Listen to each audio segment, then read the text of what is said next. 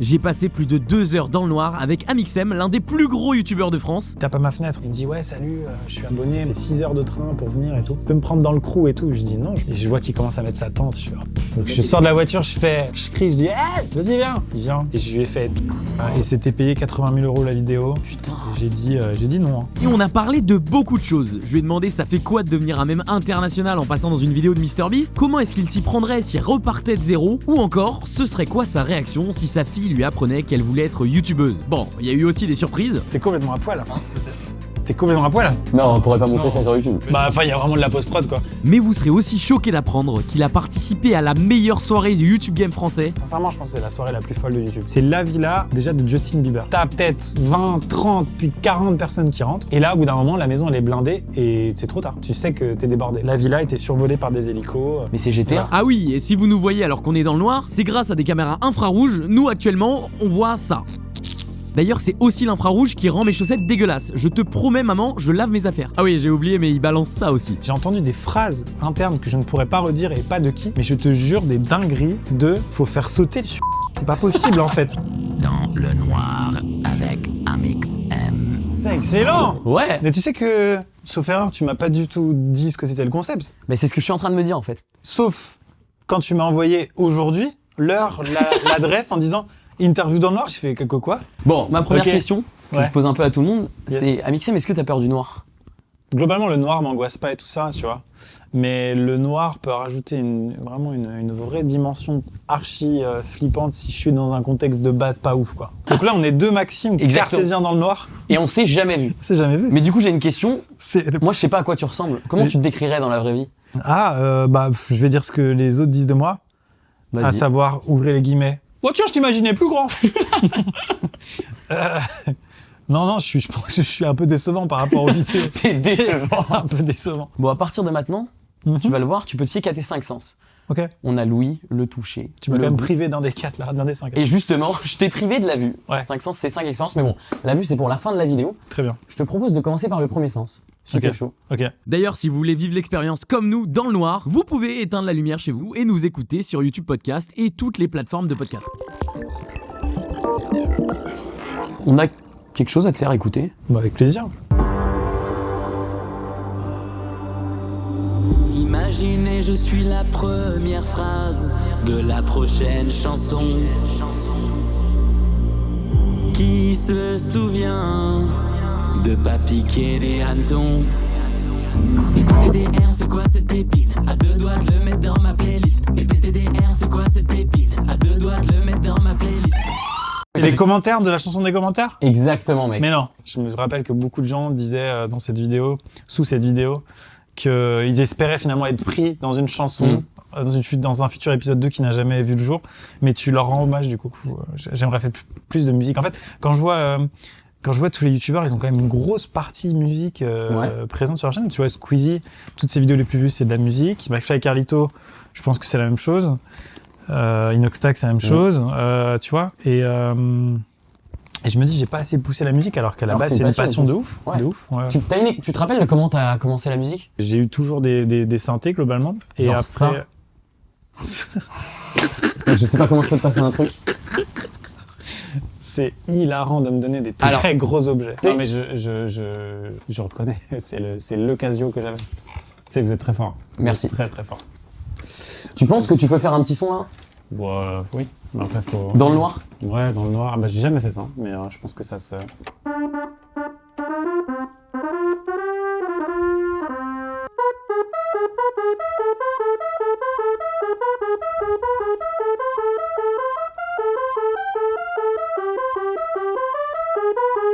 C'est bon! Ouais! Putain, mec, t'as d'être ça. Je Je pensais sais- pas qu'avec ce truc on puisse faire ça. J'ai célébré dans le noir. Non mais il est... Putain mec, c'est ouf, il a une plaque métallique derrière un peu froide. Mais ça c'est un objet d'enfance de ouf, mais tu l'as eu où? Ah, tu veux que je te le dise? Ouais. Ça va te déplaire, mec, je l'ai acheté sur eBay. Mais comment tu savais la référence? J'en ai Ah, déjà parlé c'est- de ça? Ça, c'est mon secret. Ah non, je pense pas que t'en aies parlé, c'est un peu secret professionnel, on va dire. Ça t'as remonté des... Ok. Bah, mec, je peux même te l'offrir si tu veux. Hein. Oh, mais je le garde franchement. Mais mec, c'est- garde-le. mais- On se serre la main dans le noir. Et je peux prendre le canapé de buzzer? Allez, tu peux prendre le canapé et le buzzer. Oh, trop salé, franchement. En fait, j'essaie de serrer la main depuis tout à l'heure, mais je te vois pas. Maxime. Ouais, Maxime, enchanté. Enchanté. Vu qu'on est dans le noir, là, comment tu te sens un peu dans le noir, là, actuellement? Déjà, ce qui me fait très drôle, très rigoler intérieurement, c'est que peut-être que je regarde une plante verte depuis le début. Mais je suis certain que c'est elle qui parle.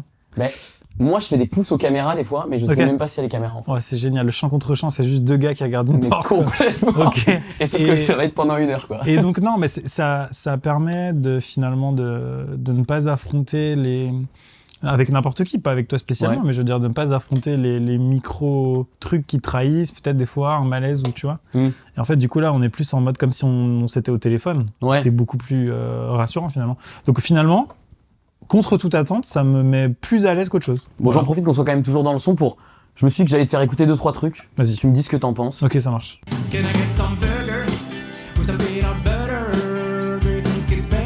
C'est ma chanson préférée, sache-le. Yes, ça marche. Oh, putain, ouais, je suis fan de country. Bah, quand j'ai entendu ce son pour la première fois, je me suis dit c'est vraiment des génies parce que qui va penser à parodier de la country qui est quand même le genre le moins écouté de France. Je veux dire, qui écoute de la country vraiment premier degré? Moi. Je sais que pour qu'ils aient fait ça, notamment Freddy Gladieux, il a forcément vraiment premier degré aimé écouter de la country. Et comme ces 2 gars-là aiment beaucoup les US et que il vit qu'on va pas la refaire, mais il a vraiment écouté, je le sais, dans sa décapotable de connard au Grand Canyon, de la country dans sa vie. Je le sais, c'est obligé. Pour sortir ça, c'est obligé. Et donc du coup, je me suis dit mais quel bonheur. Mais c'est vrai que Freddy Gladieux, Yvick, c'est quand même quelque chose. Hein. Mais ils sont intenables. Moi, je préfère les avoir à distance, tu vois ce que je veux dire? Ouais. Tu rigoles, mais de loin. Ou alors un après l'autre, mais les deux ensemble. Mais personne, si un jour tu les as dans ce canapé, bon courage. Parce que c'est pas parce qu'il y a du noir que tu t'auras plus de décor, frère. T'auras plus rien. C'est nickel. On passe au deuxième son? Vas-y. Ouais, c'est toi qui chantes encore? C'est moi qui chante. Non, je demande. Ah bah peut-être, tu verras.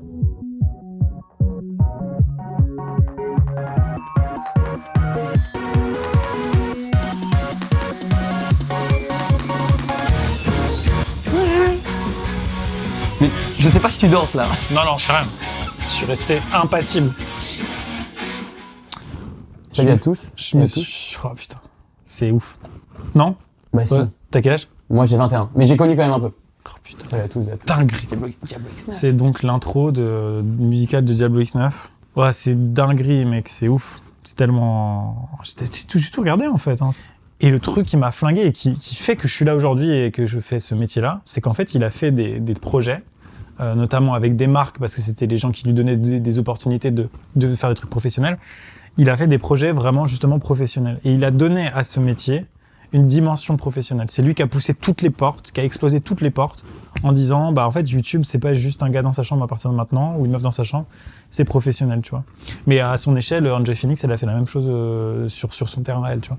Mais c'est lui qui a initié la bascule de ça va devenir un métier. Et moi, je l'ai vu, j'étais plus vieux, du coup, j'étais en études, et sans ça, sans Diablo X9, je pense que je saute pas forcément le pas parce que je me dis pas c'est possible. Alors que quand je vois Diablo X9 en 2011, 2010, 2012, machin, je me dis attends, si on en est là en 2011, dans 10 ans, c'est rouleau compresseur, c'est une industrie, tu vois. J'en étais sûr. Je me suis dit Ah, t'avais ce truc de vision, tu le savais? Moi, si tu veux, c'est-à-dire que je savais que ça allait être une industrie. Quand j'ai vu ça et quand j'ai vu d'autres trucs, quand j'ai vu ce qui commençait à se dessiner. Maintenant que moi j'en fasse partie, absolument pas. J'avais très envie d'en faire partie et d'ailleurs à tout prix, c'est-à-dire que je sois dans l'ombre, derrière, devant la caméra, peu importe. Donc j'ai commencé d'ailleurs en me disant je vais prendre le train de cette industrie mais plutôt dans l'ombre. Donc en fait moi je travaillais dans l'agence, donc l'équivalent de Webedia de l'époque. Ouais. À l'époque il y avait 3 agences. Donc moi il y avait en gros l'ancêtre de Webedia, il y avait Mixicom et moi je travaillais dans une autre boîte qui était le concurrent, dans lequel il y avait Diablo X9. Et il y avait... il travaillait souvent avec Quartex, souvent avec le V12, souvent avec les mecs de l'époque. Digilix même Digilix aussi, ouais, de ouf. C'est en fait... les vidéos qui ont marqué la génération de Diablo X9, là, c'est les vidéos où il allait à l'E3, justement, ce genre de projet professionnel où ça commençait à prendre. Donc l'E3, le salon de jeux vidéo à Los Angeles et tout. Et donc, ils avaient décidé de louer une villa de malades et de filmer un peu leurs vacances. Enfin, tu vois, en gros, c'est la Team Crouton en 2012. Tu vois, c'est complètement fou, quoi. Et ça, je me souviens me dire, voilà, c'est vraiment malade. Et je me suis dit, je veux savoir quelle entreprise organise ce genre de dinguerie-là. Qui paye pour tout ça? Qui paye pour tout ça? Alors, ils payaient pas les gens, mais ils payaient la villa. Et du coup, Et du coup, ça m'a vraiment flingué. Et grâce à Cyril MP4, du coup, je me suis retrouvé dans cette boîte-là. Et quelques mois après, j'étais à la Gamescom, un autre salon de jeux vidéo en Allemagne, avec Diablo X9 justement. Donc là, j'étais en mode, je le regardais comme je sais pas, je sais pas en fait, mais genre juste j'étais vraiment admiratif de son taf. J'étais fan, c'est le mot en fait. Je pense vraiment que j'étais fan, en fait, tout simplement. J'ai eu l'occasion aussi de rencontrer Diggy Dix et tout. Enfin vraiment. Très rapidement de passer d'un spectateur à un acteur de ce milieu-là. Mais bon, j'avais pas encore de chaîne de notoriété, de projet, de rien, tu vois. Mais j'étais dedans, j'étais en mode ouais, c'est bon, je vais faire ça quoi. C'était un Diablo X9, mais un pack de malade. Et puis j'ai eu la chance de l'avoir plusieurs fois au téléphone après. C'est devenu un peu un mentor. Je sais pas si on peut appeler ça un mentor. En fait, le truc c'est que si tu veux, je fais quand même partie. Aujourd'hui, avec le recul, je fais quand même partie de la première génération au final. Tu vois, ça s'entremêle un peu, tu vois. Bon, ou la deuxième, on va dire. Et en fait, on peut pas appeler les gens d'avant nous pour dire c'était comment à ton époque, tu vois. Et en fait, dans Diablo X9 et toute cette génération, il y a un peu ce côté-là où en fait, c'est rassurant parce que tu te dis, il y a quand même eu des gens qui ont ouvert les portes avant moi, qui ont pris aussi les coups avant moi, et donc c'est rassurant de se dire bon, en fait, ils vivaient déjà ça en 2012. Maintenant, je me le dis plus, mais il y a eu un moment où quand j'ai commencé à percer tout ça, je me disais c'est rassurant d'avoir une demi-génération avant qui c'est con, mais c'est juste tu dis ok, je peux peut-être si jamais j'ai besoin de conseils, j'ai une génération avant moi quoi. Et puis aujourd'hui, je me rends compte qu'en fait tout s'entremêle et puis que je fais quand même partie des plus vieux quoi. Mais mec, ce que j'allais dire, c'est là t'as quand même aussi ouvert les portes toi des sponsors. T'as fait un peu la même chose où tu tankes un peu la pression non, en vrai, je les ai pas ouvertes, mais je les ai démocratisées peut-être. En fait, peut-être que j'ai vraiment participé au fait que ça devient la norme. Mais par contre, c'est pas moi qui ai pris les coups, si tu veux, pour dire. C'est pas moi qui ai pris les commentaires genre c'est pas bien, t'es un vendu. Tu vois, faut quand même se rendre compte qu'à l'époque c'était ça, toute une génération de viewers qui s'est dit non, YouTube ne peut pas devenir ça. YouTube n'a pas le droit. Mais c'était legit de la part de l'audience de dire genre je veux pas que ma plateforme elle change et qu'elle se commercialise. Mais à la fois c'était aussi dire, et ça les gens ne savaient pas, c'était aussi dire en fait vous êtes en train de freiner tout le monde. Ça veut dire que vous voulez pas que ça se professionnalise, vous voulez pas que les contenus soient plus pro, plus quali et qu'il y ait de l'argent. Et le seul moyen qu'il y ait de l'argent, c'est d'accepter les sponsors. Parce que AdSense, donc l'autre moyen de revenu traditionnel de YouTube, ne suffisait pas du tout. Genre c'était après est arrivé l'époque de Logan Paul qui filme un cadavre en forêt et qui fait que du coup tous les annonceurs se retirent de la plateforme et que nos revenus sont divisés par 4 juste parce qu'il y a un gars qui a fait une connerie au Japon que je connais même pas, tu vois. Donc on était en mode non en fait. Tu l'as vécu comment ça ? C'est fou, ça fait que tu te rends compte qu'en fait on est tous dans la même classe. Il y en a un qui fait une connerie, on se fait tous punir. Sauf que la classe, elle est mondiale et que je peux pas avoir confiance dans 100% des créateurs sur la planète. Et voilà. Et donc, je me suis senti très, menacé finalement par la plateforme elle-même à ce moment-là. Je me suis dit, et donc c'est pour ça que je suis un peu rentré dans un mécanisme mental de me dire, je fais comme si AdSense, ça n'existait pas. Et je me concentre sur les OP pour développer mes projets parce que je trouve pas d'autres sources de revenus pérennes pour construire des équipes et des projets. Tu vois. Bon, je te fais écouter le dernier son quand même. Vas-y. Bonjour, conscient que cette vidéo peut potentiellement déclencher une guerre civile, nous vous rappelons que notre humour est à prendre au 57e degré et que nous ne dénigrons en aucun cas Diablo X9 et la licence Call of Duty. Merci donc de ne pas entreprendre une vendetta contre nous en nous poursuivant dans la rue avec un Opinel numéro 6 avant de nous découper en petits morceaux et de nous manger. C'est la vidéo Comment devenir Diablo X9 non ? Exactement. Sur YouTube pour percer, j'ai plus le titre exact, mais une des premières qui a buzzé. Ça vieillit très mal et c'est pas très marrant, mais je trouve ça fou déjà qu'à l'époque, dans tes 6 premières vidéos, t'es déjà autant d'humour dans le début, tu vois, dans le hook. En tout cas, il y a une recherche de faire rire, mais c'est là que je me dis qu'en fait, tout ce que tu fais dans ta vie, que ce soit de la musique ou des blagues ou de la réalisation ou du son, tout ce que tu vas faire pour commencer, ça va être claqué. Et t'es obligé de passer par cette phase-là, que ça dure suffisamment longtemps, et qu'ensuite t'as le recul de te dire putain c'était claqué, mais le chemin parcouru il est cool et ça s'améliore, tu vois. Et avant j'écoutais ces vidéos avec ces extraits comme ça avec beaucoup de malaise, et aujourd'hui avec beaucoup plus d'affection, tu vois. Parce que je me dis ça, t'es pas là. C'est ça, et puis je me dis il y a quand même du positif, c'est pas marrant, mais l'élocution elle est là, la voix elle est posée. Je me dis déjà, moi je savais poser une voix, tu vois. La qualité de l'enregistrement elle est ok pour l'époque. Et puis il y a des tentatives quoi, il y a des tentatives de blagues. Et j'étais très fier de cette vidéo parce qu'il y a un vrai, j'en ai pas fait beaucoup dans ma vie, c'est pas vraiment ma valeur ajoutée, mais c'était une vidéo écrite quoi. Et donc du coup j'avais préparé à la base et tout ça, mais c'était dans mon appart d'étudiant en mode, c'est des bons souvenirs franchement. Et je pense que c'est il y a eu plusieurs phases sur ma chaîne YouTube. Mais là, on est vraiment avant que je pète vraiment. C'est-à-dire que je pense que j'ai moins de 1000 abonnés là, ou 2000, tu vois. Bah, juste après cette vidéo, t'en fais 2000. Tu fais la vidéo spéciale 2000. Ok, parce que du coup, en fait, ça a dû passer sur Play Comedy Club à l'époque. Ouais. Mais c'est fou ta connaissance de YouTube alors que t'as 21 ans. Dans quel monde? C'est ouf. Ah mec, moi j'étais très chaud. Mon père m'a mis un PC dans les mains à 8 ans, donc j'ai eu cette chance de geeker à mort, quoi. Ah, trop bien, putain, incroyable. Ça, j'en étais assez fier de cette vidéo écrite et tout, mais c'était vraiment tellement les tout débuts. Et je me souviens quand même de me dire, elle a bien marché. Et là, j'allais te dire mécaniquement, ça devait être la première fois qu'elle tapait 500 000, 1 million. Pas du tout. Elle a dû faire 1000 vues. J'étais très content. Mais c'était déjà énorme pour l'époque. Voilà, laisse tomber. Laisse tomber. De toute façon, c'est une question de proportion, mais je pense que si j'avais 1000 abonnés et qu'elle a fait 2000 vues, c'est comme si j'avais fait 16 millions de vues aujourd'hui. Donc autant te dire la moitié d'un Kaizen, quoi. La moitié d'un Kaizen. Un demi-Kaizen, quoi. Un demi-Kaizen, voilà, quoi. C'est un peu un demi-Kaizen, ça, là, tu vois. Donc à ce moment-là, tu t'appelles déjà Amixem, je crois. Tu m'appelais Cobb Gameplay. Oui, comme Gameplay. Ah oui, mais dans la vidéo, je m'appelais Amixem. Il y a Amixem et toute la team, ouais. Exactement. Qui est un anagramme de Maxime. Yes. Donc on a le même prénom. Absolument. Alors je sais pas, moi ça me fait un peu chier, c'est peut-être mon moment pour le dire. Vas-y. Les gens en soirée qui m'appellent Maxou, alors qu'on ne les connaît pas. Ouais, Maxou, c'est ouf. Ils prennent trop la confiance. Ouais, je rencontre très peu de Maxime. Ouais. Et du coup, c'est trop bien d'en parler. Ouais, Maxou, c'est chaud. Ça nous fait pas plaisir, sachez-le. Ouais. Puis Maxou, en fait, au primaire, il fallait toujours trouver une espèce de faille pour se moquer, tu vois. Donc moi, c'était... Attention, on est en primaire, hein, j'avais du coup 6 ans ou 7 ans, hein, d'accord. Mais tout le monde m'a appelé pendant 5 ans Maxou, Picsou qui pisse partout. Voilà, la vanne de primaire. Mais c'était ça toute mon enfance. Et du coup, Maxou, ça me rappelle ça. Donc ça m'énerve un peu. Ah, je suis désolé. Que tu veux passer au deuxième objet avec ça? Ah ouais, sans transition, avec plaisir. Sans transition, passons au deuxième sens. Alors on va passer au toucher. Ok. Tiens, je te tape pas avec. Ok, ça ressemble à une sorte de manette de poker. Ouais. Je l'ouvre. Vas-y. Ouais, une sorte de plan de papier, de billets du coup. Ouais, ça te fait penser à quoi? Mallette de fric, quoi, l'argent, quoi. Tu compares l'argent, c'est ça? Pas exactement. Moi je pense à un gars qui a toujours une mallette de fric. À MrBeast? Ouais. Ah putain, c'est Sweet Case en fait. Sweet Case, Ok. exactement. Ah ouais, j'aurais peut-être pu l'avoir avant celle-là.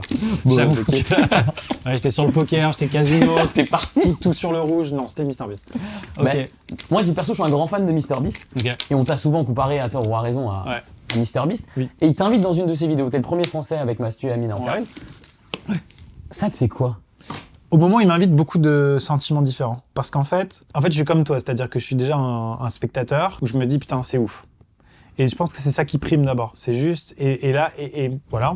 Ensuite, t'as la curiosité de te dire, en tant que spectateur et en tant que créateur, putain, c'est incroyable, je veux voir comment c'est derrière. Ouais. Je pense que tu te dirais ça aussi. Ah bah ouais, les hangars. Et ensuite, le troisième sentiment, c'est de me dire, oh, la vanne est incroyable.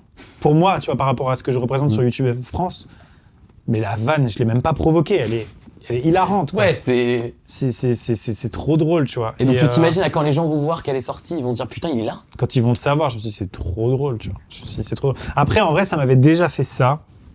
Parce qu'en gros, j'ai fait 3 trucs avec MrBeast. Le premier, c'est quand il m'a demandé de faire la promo de sa chaîne française. Ouais. Et qui m'a payé en plus.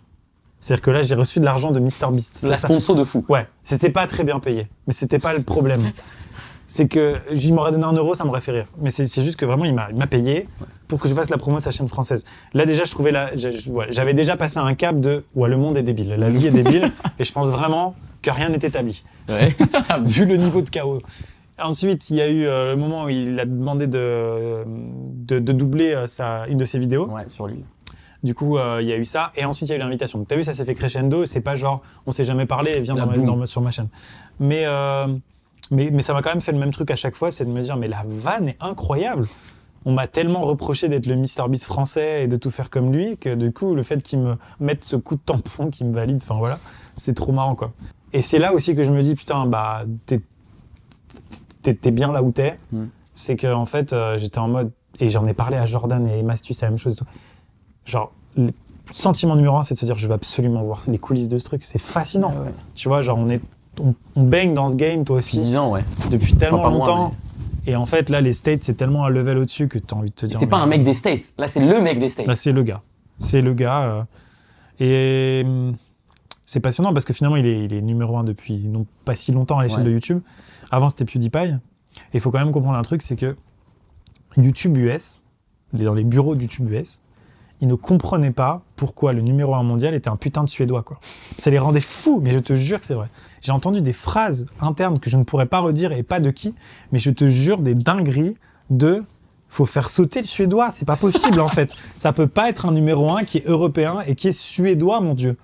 Parce que c'est un pays entre guillemets secondaire du divertissement dans le monde. C'est comme en NBA. Ouais, voilà. Le champion À la peut pas limite, être tu vois, par exemple, je sais pas, un Sud-Coréen, c'est quand même un pays incroyable du divertissement, un Japonais. Mais pas un Mais Suédois. un Suédois, ça suffit. Ils font des Ikea, quoi. des étagères, voilà. Donc, La même blague. La même rêve. mais ça fait du bien, on s'en débarrasse. Oui, non, ce sont On des s'en débarrasse. Et du coup, je soupçonne quand même que quand MrBeast est arrivé, complètement mérité son succès, mais YouTube US s'est dit ah putain enfin.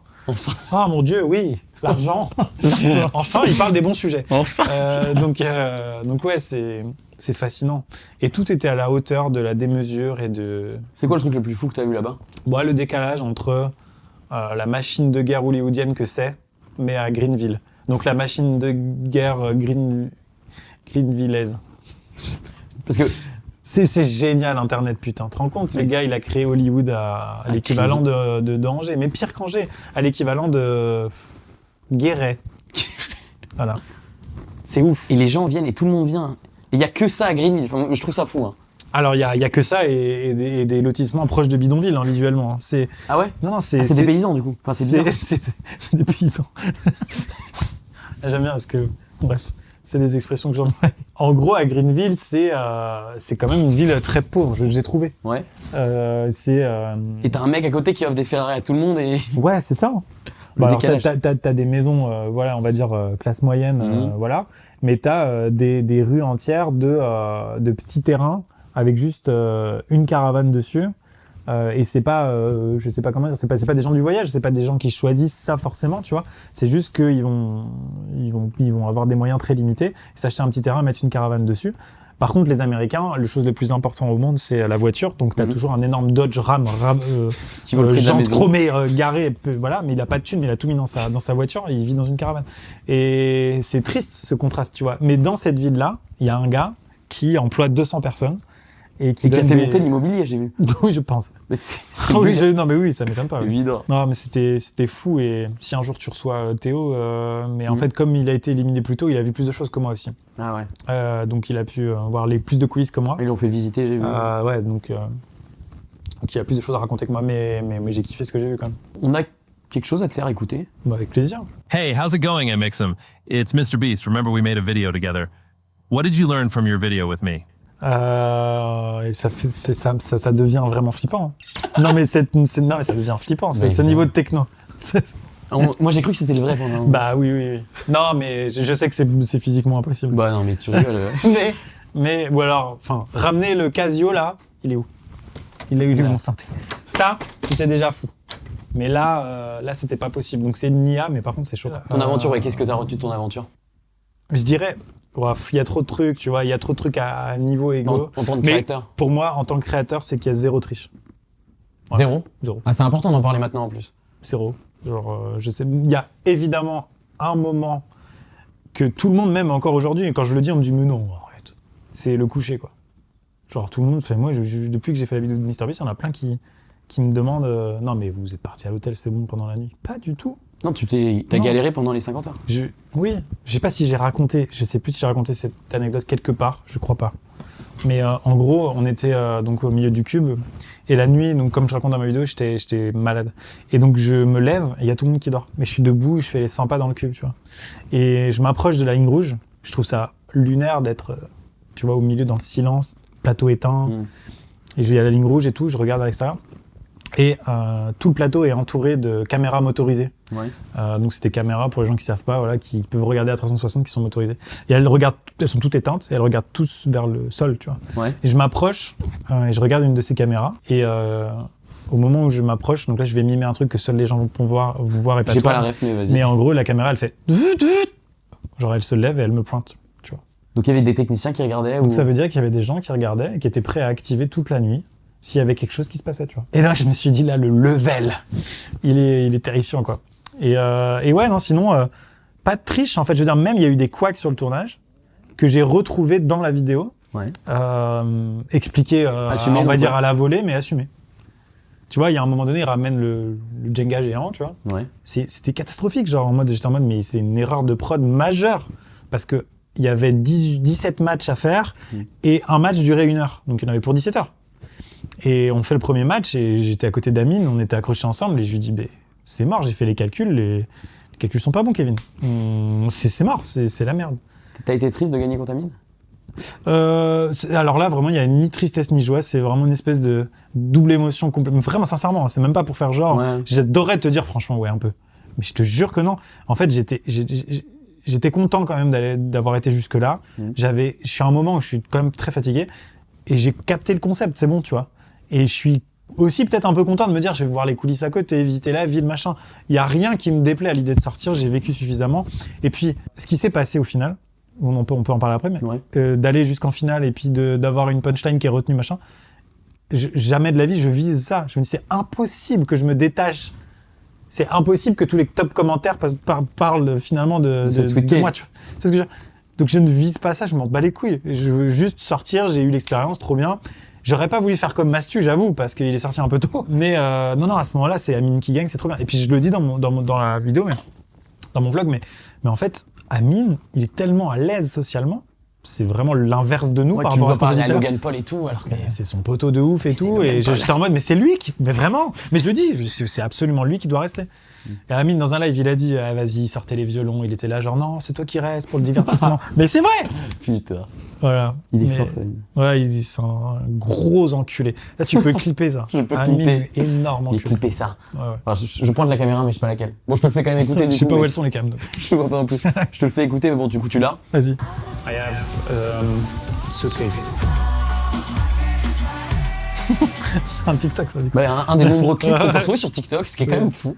Ouais, c'est clair. Qu'est-ce que ça fait d'être un mème international? Non, je pense pas. Je pense que c'est beaucoup de Français qui ont, tu sais, genre fait des Reels ou des TikTok Ouais. en anglais pour faire genre, regarde les Américains, ils parlent de lui. Ils s'en battent les couilles, les Américains. Mais alors pourquoi tu mets tes sous-titres de certains shorts en anglais quand tu parles de MrBeast? Moi Ouais. Parce que il y a eu quand même un gros afflux de gens anglophones qui sont abonnés à la chaîne. À peu près ouais 150 000. 100 000, Ah ouais 150 000. T'as ouais. pris 150 000 abonnés? Ouais, du coup, en fait, je me suis dit, ces gens-là, ils vont jamais regarder régulièrement la chaîne, parce que je la fais pas traduire à toutes les vidéos. Mais je me suis dit, quand même, c'est le minimum de faire traduire quelques trucs. Donc, j'ai fait traduire a posteriori, doublé, donc vraiment doublé, ma vidéo sur MrBeast. Comme ça, je me dis, les gens qui viennent de le truc, ils ont mon expérience. Et ça, si tu veux, je savais que j'allais faire pour eux, ouais. 100 000 vues en plus, hein, je sais pas. Mais voilà, c'est cool. Et puis les shorts aussi, parce que comme ça, ça donne à ces gens-là au moins une raison d'avoir quelque chose à se mettre sous la dent. C'est où il n'y a aucune autre raison. Après, si ça peut faire 14 millions de vues et faire une demi-Kaizen, je dis pas non. Mais c'est il n'y avait pas trop de strates particulières derrière. Mais non, en fait, c'est plutôt dans les commentaires de la vidéo de MrBeast qui a beaucoup de Squid Case. Ouais, mais j'arrive pas, je te jure, j'arrive pas trop à comprendre pourquoi en fait ça a retenu l'attention. Parce que déjà, je me trompe de mots. Je dis briefcase, je dis Squid Case, c'est briefcase. Je sais pas très bien ce que beaucoup de commentaires disent. What a cold line. Je sais pas trop ce que ça veut dire cold line. Je pense que ça veut dire c'est une punch froide quoi. Ouais. Au moins, c'est juste, je me dis, je suis pas venu pour rien. Quoi. Ouais, non, je peux te donner une petite exclue par contre. Vas-y. Je peux donner une petite exclue. En fait, j'ai raconté, j'ai dit. Donc, avec les finalistes, on a fait un deal. Tous les finalistes devaient prendre 100 000 $. Et le ou la gagnante prenait le reste, donc 600 000 du coup. Ouais. Sur le coup, je suis fatigué et tout, je dis ouais, ça marche. Enfin, en gros, j'étais plus en mode oui, ça marche si je gagne. J'étais en mode oui, vous inquiétez pas, si je gagne, je fais partie de votre deal, je vous donnerai ça. 100 000 chacun. Ok. Mais si je perds, en fait, j'étais en mode je m'en bats les couilles en fait. C'est trop bizarre. C'est pas que je m'en bats les couilles. Tu vas pas la réclamer sans cas. C'est de l'argent et puis c'est pour l'assaut et tout ça. Mais c'est juste que c'est techniquement très très compliqué et que je préfère mettre en place une action de mon côté pour lever cet argent-là plutôt que de récupérer cet argent de MrBeast parce qu'en réalité, voilà, techniquement, ça aurait été une grosse galère de le rapatrier en France, ces fonds-là.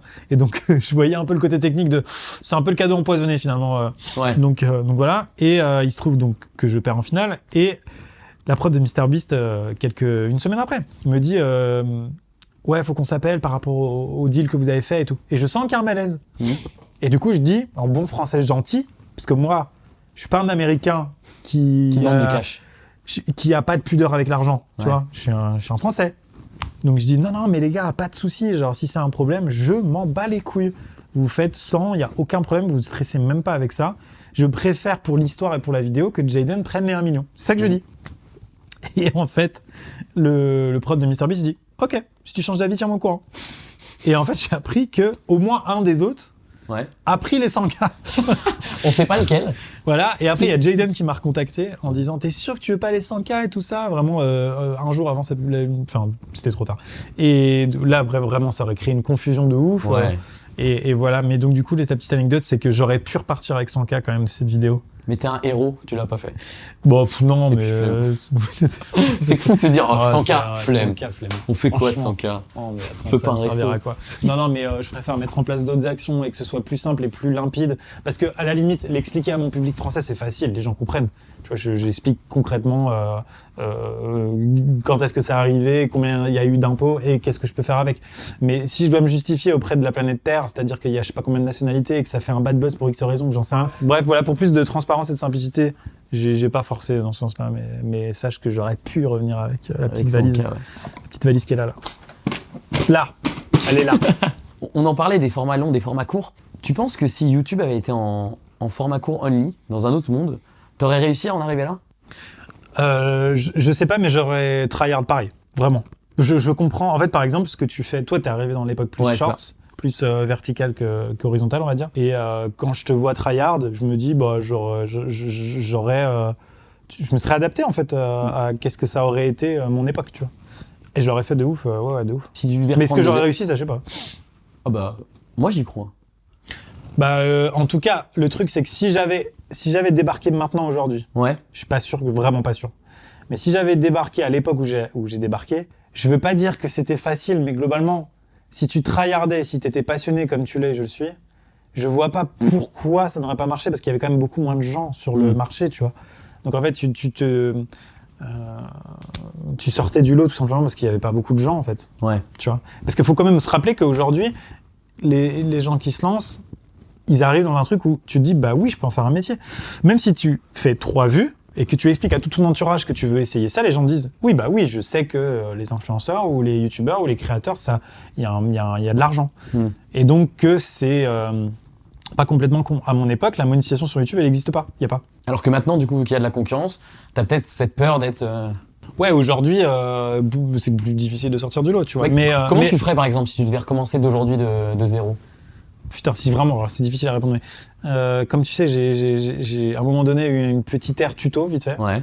Et je me demande si je serais pas parti sur un truc scientifique, peut-être pas du tout divertissement. J'aurais pu prendre, je pense, une voie très vulgarisation. Ça aurait pu être possible. Et sinon, j'aurais fait Mark Rober, mais en short. Des expériences scientifiques, donc on reste là-dedans, mais divertissantes. Genre To Spate et tout ce truc comme ça, quoi. Et comment moi je me pose souvent la question parce que des fois on me la demande. Comment tu fais, vu que c'est maintenant un marché où il faut quand même avoir un peu d'argent, des moyens, comment tu fais si tu reprends zéro sans argent? Parce que pour faire Mark Roberts en français, c'est peut-être un peu... Bah, quand tu regardes, il y a un abonné avec qui j'ai rencontré dans la rue qui m'a dit ouais putain je voudrais trop faire youtubeur et tout. Mais moi j'ai pas les moyens que vous avez, je peux pas. J'ai dit non, t'as pas compris. T'as pas besoin de moyens. Vraiment, tu n'as pas besoin de moyens. T'as besoin d'une bonne idée d'un téléphone, c'est tout. MrBeast, il est apparu très récemment. En 2015, il n'existe pas MrBeast. Il a pris son téléphone, il a compté jusqu'à 100 000. Et ben, c'est un moyen de faire un truc qui va être viral à moindre coût. Il faut juste avoir la bonne idée. Et ça, c'est encore possible aujourd'hui, mais sans aucun problème. Et ça permet... Alors, ouais, c'est pas le truc créatif, c'est pas le truc le plus fou créativement parlant. Mais c'est la première marche, tu vois. Et je pense que si tu comprends ça, tu peux te hisser vers des trucs, du coup, avec de plus en plus de budget et tout ça. Mais si ta stratégie, c'est de dire, je veux faire... je sais pas, un imposteur au niveau de prod de Squeezie dès le début, ou je sais pas quoi, bah c'est sûr que ça va être compliqué. Ok, hein. ouais. Donc faut juste pas réfléchir comme ça, il faut juste se dire on reste sur internet et la base n'a pas changé, c'est une idée, un téléphone. Maintenant on a tous une caméra 4K dans la poche, quoi. Enfin c'est bon, quoi. T'as pas besoin de rien du tout. C'est vraiment une dinguerie là, franchement. Mais même là, franchement les téléphones, c'est même plus un compromis en fait. Oui, C'est vraiment même plus un compromis, quoi. tu peux faire un film hôtel. Regarde ce que tu as fait toi, en fait, en soi, à la base, ça serait beaucoup moins quali que ce que tu fais aujourd'hui, mais à la base, t'écris, t'as l'idée, t'as l'élocution, t'as l'énergie, t'as un téléphone, c'est bon, quoi. Ah ça, je suis complètement d'accord. Bah moi je me suis lancé au téléphone, hein, Ouais, voilà. mais il n'y avait pas l'idée de se dire de gros concepts. Ah, c'est ça. Mais- Maintenant, on est dans le noir avec 5 caméras. 6 Exactement. peut-être. Si ça, c'est J'en ai aucune foutre idée, je vois rien. Tiens, c'est marrant qu'on parle de concept. J'ai remarqué un truc assez récemment sur ta chaîne, c'est que tu t'ouvres à faire un peu plus de feats, alors qu'avant t'en faisais peut-être pas beaucoup. C'est vrai. T'as fait Kev Adams, t'as fait Alban Ivanov sur ce concept que j'adore, on juge les 50 sosies. Est-ce que toi, toi... Carlito. Oui aussi, pardon, sur le Lego. Yes. Je sais pas pourquoi j'essaie de faire le prover là, mais... oui, je l'ai vu. Est-ce que du coup tu t'ouvres à faire plus de vidéos avec des feats? Ouais, de ouf. Mais en fait, c'est difficile parce que faut rappeler que, sorti de la Redbox, ce que je voulais fuir, c'était mettre ensemble les plannings de tous les youtubeurs pour faire un feat. C'est horrible. Horrible. Et j'ai pas envie de retourner là-dedans, tu vois. Je sais pertinemment que quand je vois des feats, les feats, on va dire, récurrents qu'il y a sur YouTube, style Biaggi, Jilcy, Squeezie, Jordan, tout ça. C'est des groupes qui fonctionnent extrêmement bien, mais je sais que c'est une galère à les réunir. Ça veut pas dire qu'ils ont pas envie de se réunir, mais je sais que c'est fondamentalement une galère et que pour la personne qui organise, c'est difficile et que tu peux pas le faire tout le temps. Et moi, j'ai besoin d'avoir ce confort mental parce que ça me prend trop d'énergie. Je pense que je suis vraiment 0% forceur. Je pense. Je déteste demander ou devoir quelque chose aux gens, tu vois. T'as pas demandé le concept, mec, avant de venir? Ouais, c'est vrai, là, Bon j'étais exemple. mais là, c'est fou. Mais tu vois ce que je veux dire, donc je voulais pas... j'arrive pas, en fait, à demander aux gens. Donc c'est vraiment très, très difficile. Et donc je voulais pas me retrouver dans cette situation-là. Donc j'ai fait un crew. C'est quand même beaucoup plus simple, parce que du coup, ils sont tous tout le temps là. Ouais. Et là, je suis en mode, ok, je veux bien faire un feat, mais je veux pas faire un feat avec les gens qui font des feats tout le temps, parce que ça va être une galère. Je vais peut-être le faire une fois comme ça, parce que j'ai envie, mais ça sera une fois. Donc ça veut pas dire qu'il y aura pas Jilcy une fois sur ma chaîne, tu vois, j'en sais rien. On s'en était parlé au GP Explorer, on l'a pas fait. Mais ce que je veux dire, c'est que ça peut arriver, mais de manière récurrente, c'est sûr que ça m'épuiserait. Parce que ça m'épuise de demander aux gens et que j'habite sur Angers aussi et tout. Donc l'entre-deux, c'est d'aller chercher du coup des gens qui sont pas trop de YouTube et de faire des feats. Sauf que là, t'as déjà McFly et Carlito qui sont passés avant moi et Squeezie. Donc t'as tous les gens qui sont des bons clients, mais qui font pas du YouTube, style Biflo Oli, tout ça, qui ont déjà poncé la plateforme. Donc il faut trouver des gens qui sont pas trop apparus, qui sont des nouvelles têtes. Tu vois, c'est pas facile. Que les gens adorent. Ça à la limite, je m'en fous, tu vois. Ouais. C'est-à-dire que ça, je m'en tape parce que j'ai envie que les gens découvrent qu'en fait, ils sont cool, tu vois. Ah oui, ok. Et Kev et Alban, dans deux cas différents, c'est des gens pas forcément connus de notre... Enfin, c'est des gens connus au sens les noms. Mais qui regardent pas. Mais est-ce que vraiment les gens de mon audience connaissent les spectacles d'Alban Ivanov ou connaissent vraiment ce que fait Kev Adams ou son humour sur un plateau? Je suis pas sûr, tu vois. Moi, je trouve vraiment que Kev Adams, c'est hyper drôle sur ma vidéo, tu vois. Après, quelqu'un peut détester ce qu'il fait sur scène. Ça n'a rien à voir. Mais dans cet exercice-là, il était très à l'aise. Alban aussi. Donc, ça permet de découvrir des gens dans un autre exercice, tu vois. Bon, j'ai décidé quand même de te rendre un peu hommage aujourd'hui. Alors bien sûr, on a tout mis dans les caméras, donc on n'a plus d'argent. D'accord. Du coup, j'ai décidé de mixer deux de tes concepts. Ok. Donc ce concept de on juge les 50 sosies que j'adore. Ouais. Et je l'ai mixé à un autre concept que j'adore, mais un peu moins produit, comme ça, nous, on est bon, on s'y retrouve. Ok. C'est les pires mots dans le carnet. Très bien. Je te présente les 3 pires sosies. En gros, il y a des gens qui vont s'asseoir à côté de toi. D'accord. Et tu vas devoir deviner qui c'est. D'accord. Commence par là. Je te conseille de commencer de toucher par la tête. Ok. On a la première personne qui rentre. Le premier Ok, la sosie. première personne. Sosie dans le noir, quoi. Sosie dans le noir, c'est le What the concept. fuck. Alors, j'ai pas dit que c'était les meilleurs sosies. Hein. Tu peux commencer à peut-être lui toucher la tête. Ah, mais faut vraiment que je te touche. Mais c'est dingue. Waouh! C'est qui ça? C'est le moi buzzer, c'est ok. Je peux te toucher? Ouais, vas-y. C'était consentant? Oui, ça va. Mais c'est impossible. T'as une barbe? Non. T'as des lunettes? Peut-être tu peux lui poser des questions. T'as des cheveux un peu longs? J'ai un petit accessoire aussi. T'as un accessoire? Ouais. Dans ta main? Ouais, dans ma main, ouais. Vas-y, elles sont où tes mains? Ici. Peut-être pose-lui des questions sur ce qu'il fait dans la vie. Oulala, c'est très bizarre comme accessoire. Je peux le prendre? Je t'en prie. Est-ce que t'as le sosie? T'es le sosie d'Harry Potter. Ouais! Mais tu sais que j'ai pensé très vite en fait. Ah J'aurais ben- pu le dire plus tôt, je suis con. Ah, mais il est fort. Bon, moi, pour le deuxième, t'iras peut-être plus vite. Bon, ben merci, Harry. Bah merci. Verdium les vieux, ça. Est-ce que tu fais partie de la prod? Ah. Non, c'est. Non, je suis un sosie professionnel. Ah, ok. Tu verras ça sur les images. Parce que du coup, je vois très bien quitter quoi. Ah, je me régale. Ok. On peut faire entrer le deuxième sosie. Ah, c'est que des gens de la prod quoi. C'est que t'es vraiment- Ok, nice. Là, c'était pas long, monteur le premier en l'occurrence. Bon, déjà, ça grince au sol. Il est là. Ouais, j'ai un... La personne ne veut pas parler là. Ah, c'est bah, que je peut-être la- que sa voix l'a trahi. C'est que je la connais. Vas-y, tu peux le toucher. Je peux toucher? C'est bon, c'est sûr? Non, c'est vraiment pas une femme, quoi. Enfin, je crois pas. T'en avais trop. Parce qu'il a fait un... Mais après, why not, hein. Mais normalement, il parle avec la voix du... Ouais, t'as un costume de dingue. Je peux toucher tes cheveux, là? Ouais, what the fuck. Attends, tu peux peut-être toucher le visage? Le pied du visage? Ouais, t'inquiète. Ok, il a un masque. Ouais. Un masque qui ne va pas jusqu'en bas, avec des autres... t'es Batman. Ouais. T'es un Batman t'es mon craqué. Ok. Super, ça. Alors, le troisième sosie est là. Ok, vas-y, hein. Il s'assoit sur mes genoux, c'est normal. Il s'assied quoi? Ah, j'ai eu peur. C'est bon. Bonjour, sosie. Enchanté. Ah. Ah, tu me sers la main? Non? Ouais. Alors, Bon, ça m'a rien donné comme info, je te touche, hein. Ouais, fait. T'es complètement à poil, là. Hein, peut-être. T'es complètement à poil, là. non, on pourrait pas montrer Non. ça sur YouTube. Tu Bah, enfin, il y a vraiment de la post-prod, quoi. Ouais, il y a de la pause. Ok, t'as un bonnet de piscine avec des lunes. T'es Léon Marchand. Oui. Ouais, mec, t'es trop chaud. Waouh. Waouh. J'ai hâte de voir ce que ça donne. Ah, c'est fou. C'est fou parce que... Non, mais t'as raison, d'un point de vue création de contenu pur, si c'est drôle dans le noir, ça peut être que plus drôle pas dans le noir. C'est ce que je me dis, ouais. Parce Donc- que eux ont les visions. Donc là, je suis pas inquiet sur la séquence, quoi. Nickel. Alors, je te propose qu'on passe au troisième sens. Vas-y. Le goût. J'avais oublié parce que j'ai déjà mangé une saucisse de mort.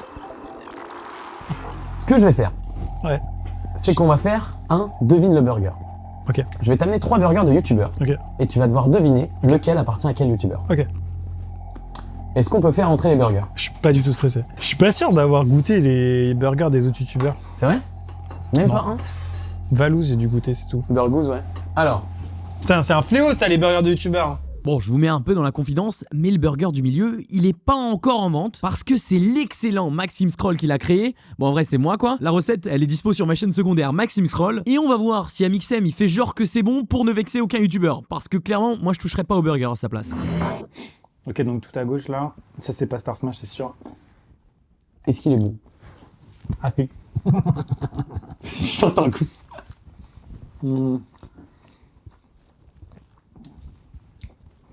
Si, ça peut être Star Smash parce que le truc, c'est que je le prends jamais, mais il y a une version triple Ouais.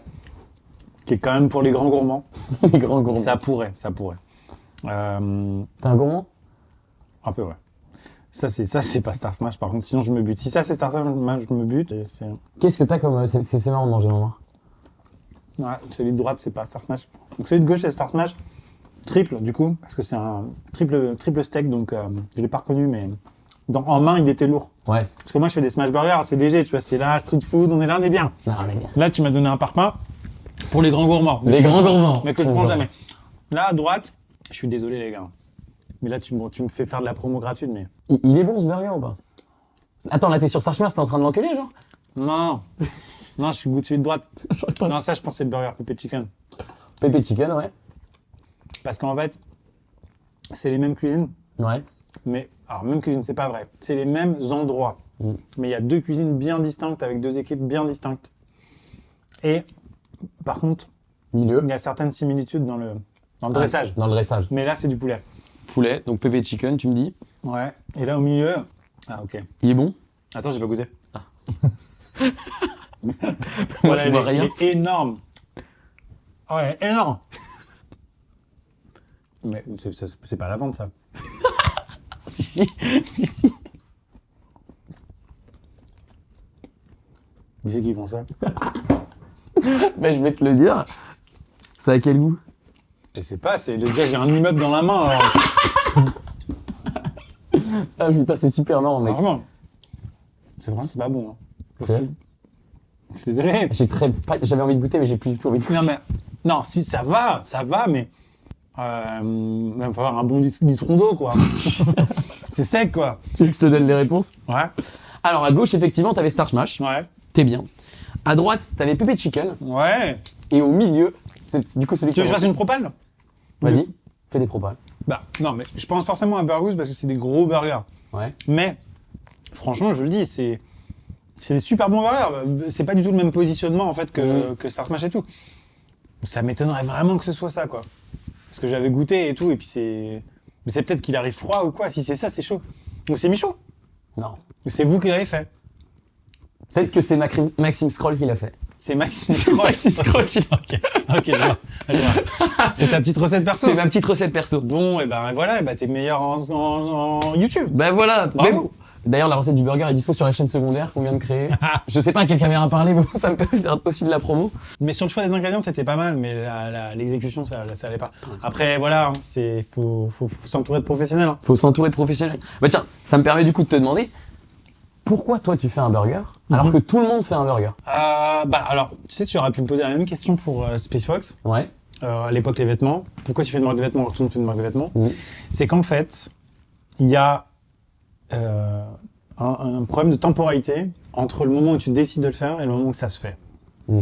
Et en fait, c'est trop bizarre. En fait, c'est inexplicable, mais c'était la même chose pour le textile. Tout le monde était rentré peut-être dans la méta de faire une marque de vêtements, comme tout le monde là est rentré dans la méta de faire une marque de burger, mais je te jure, sans savoir que tout le monde est en train de le faire. Ah donc tout le monde a la même idée, mais Mais je te jure. ça prend combien de temps de faire un burger?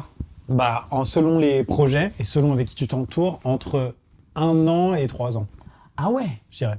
Donc en fait, si tu veux, et donc moi je savais une seule chose parmi toutes les marques de burgers qui existent, je savais juste qu'il y avait un autre youtubeur dont je n'avais pas l'identité. Et c'était Valouz en fait. Ok. Mais je savais pas qu'il allait avoir la collab Mister V KFC, je savais pas qu'il allait avoir Michou, j'en oublie, des vertes et des pas mûres. Du coup, je t'avoue que cette course à la fin, cette course entre guillemets, j'ai pas essayé d'être le plus rapide, hein, je m'en battais les couilles, mais surtout que j'étais dans les premiers pour le coup, mais cette espèce de prise de parole où tout le monde en même temps sur 5 marques de burger, elle est pas du tout anticipée.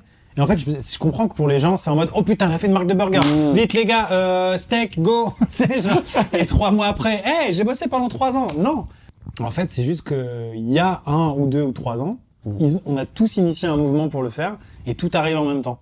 La question à se poser, c'est pourquoi il y a 1 ou 2 ou 3 ans, on s'est lancé là-dedans. Moi, je vais te dire exactement comment ça s'est passé.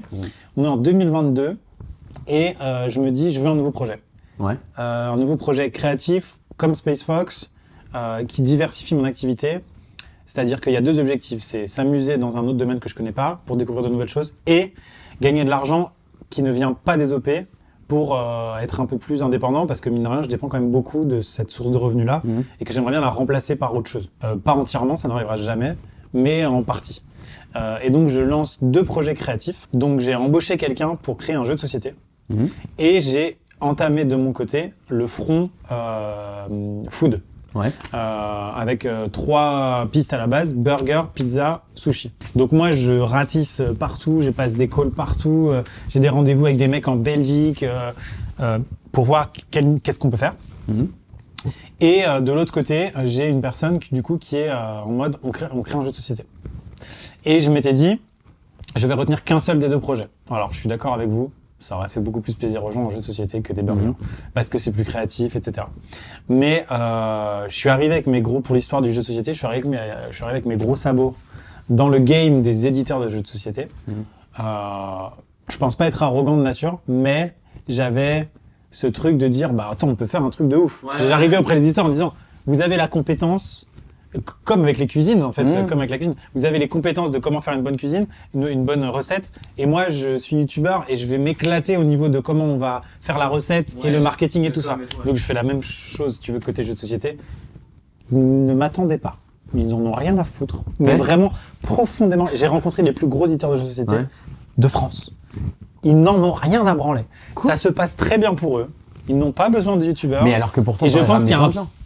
petit mépris, j'étais assez mal accueilli. Alors après, c'est peut-être mon discours ou quoi. T'as une anecdote Ouais, bon, c'est pas une anecdote de fou, mais c'est juste qu'à un moment donné, c'était tellement, entre guillemets, désagréable dans les échanges, tu vois, que je leur ai dit, mais vraiment, si vous voulez pas travailler, on ne travaille pas, puis on arrête de perdre du temps et de faire des réunions. Hein. Ah ouais, c'est bon. Genre, tu vois, et puis je leur disais, mais allez voir le grand patron, là, et puis, ou la grande patronne, et puis demandez-lui ce qu'il en pensait, parce qu'on n'avançait pas, tu vois. J'étais en mode, vous faites un pas en avant, un pas en arrière pour voir. Limite, j'ai l'impression qu'ils me recevaient par politesse, tu vois. Genre en mode, oh, ça a mixé, on va encore m'écouter, mais.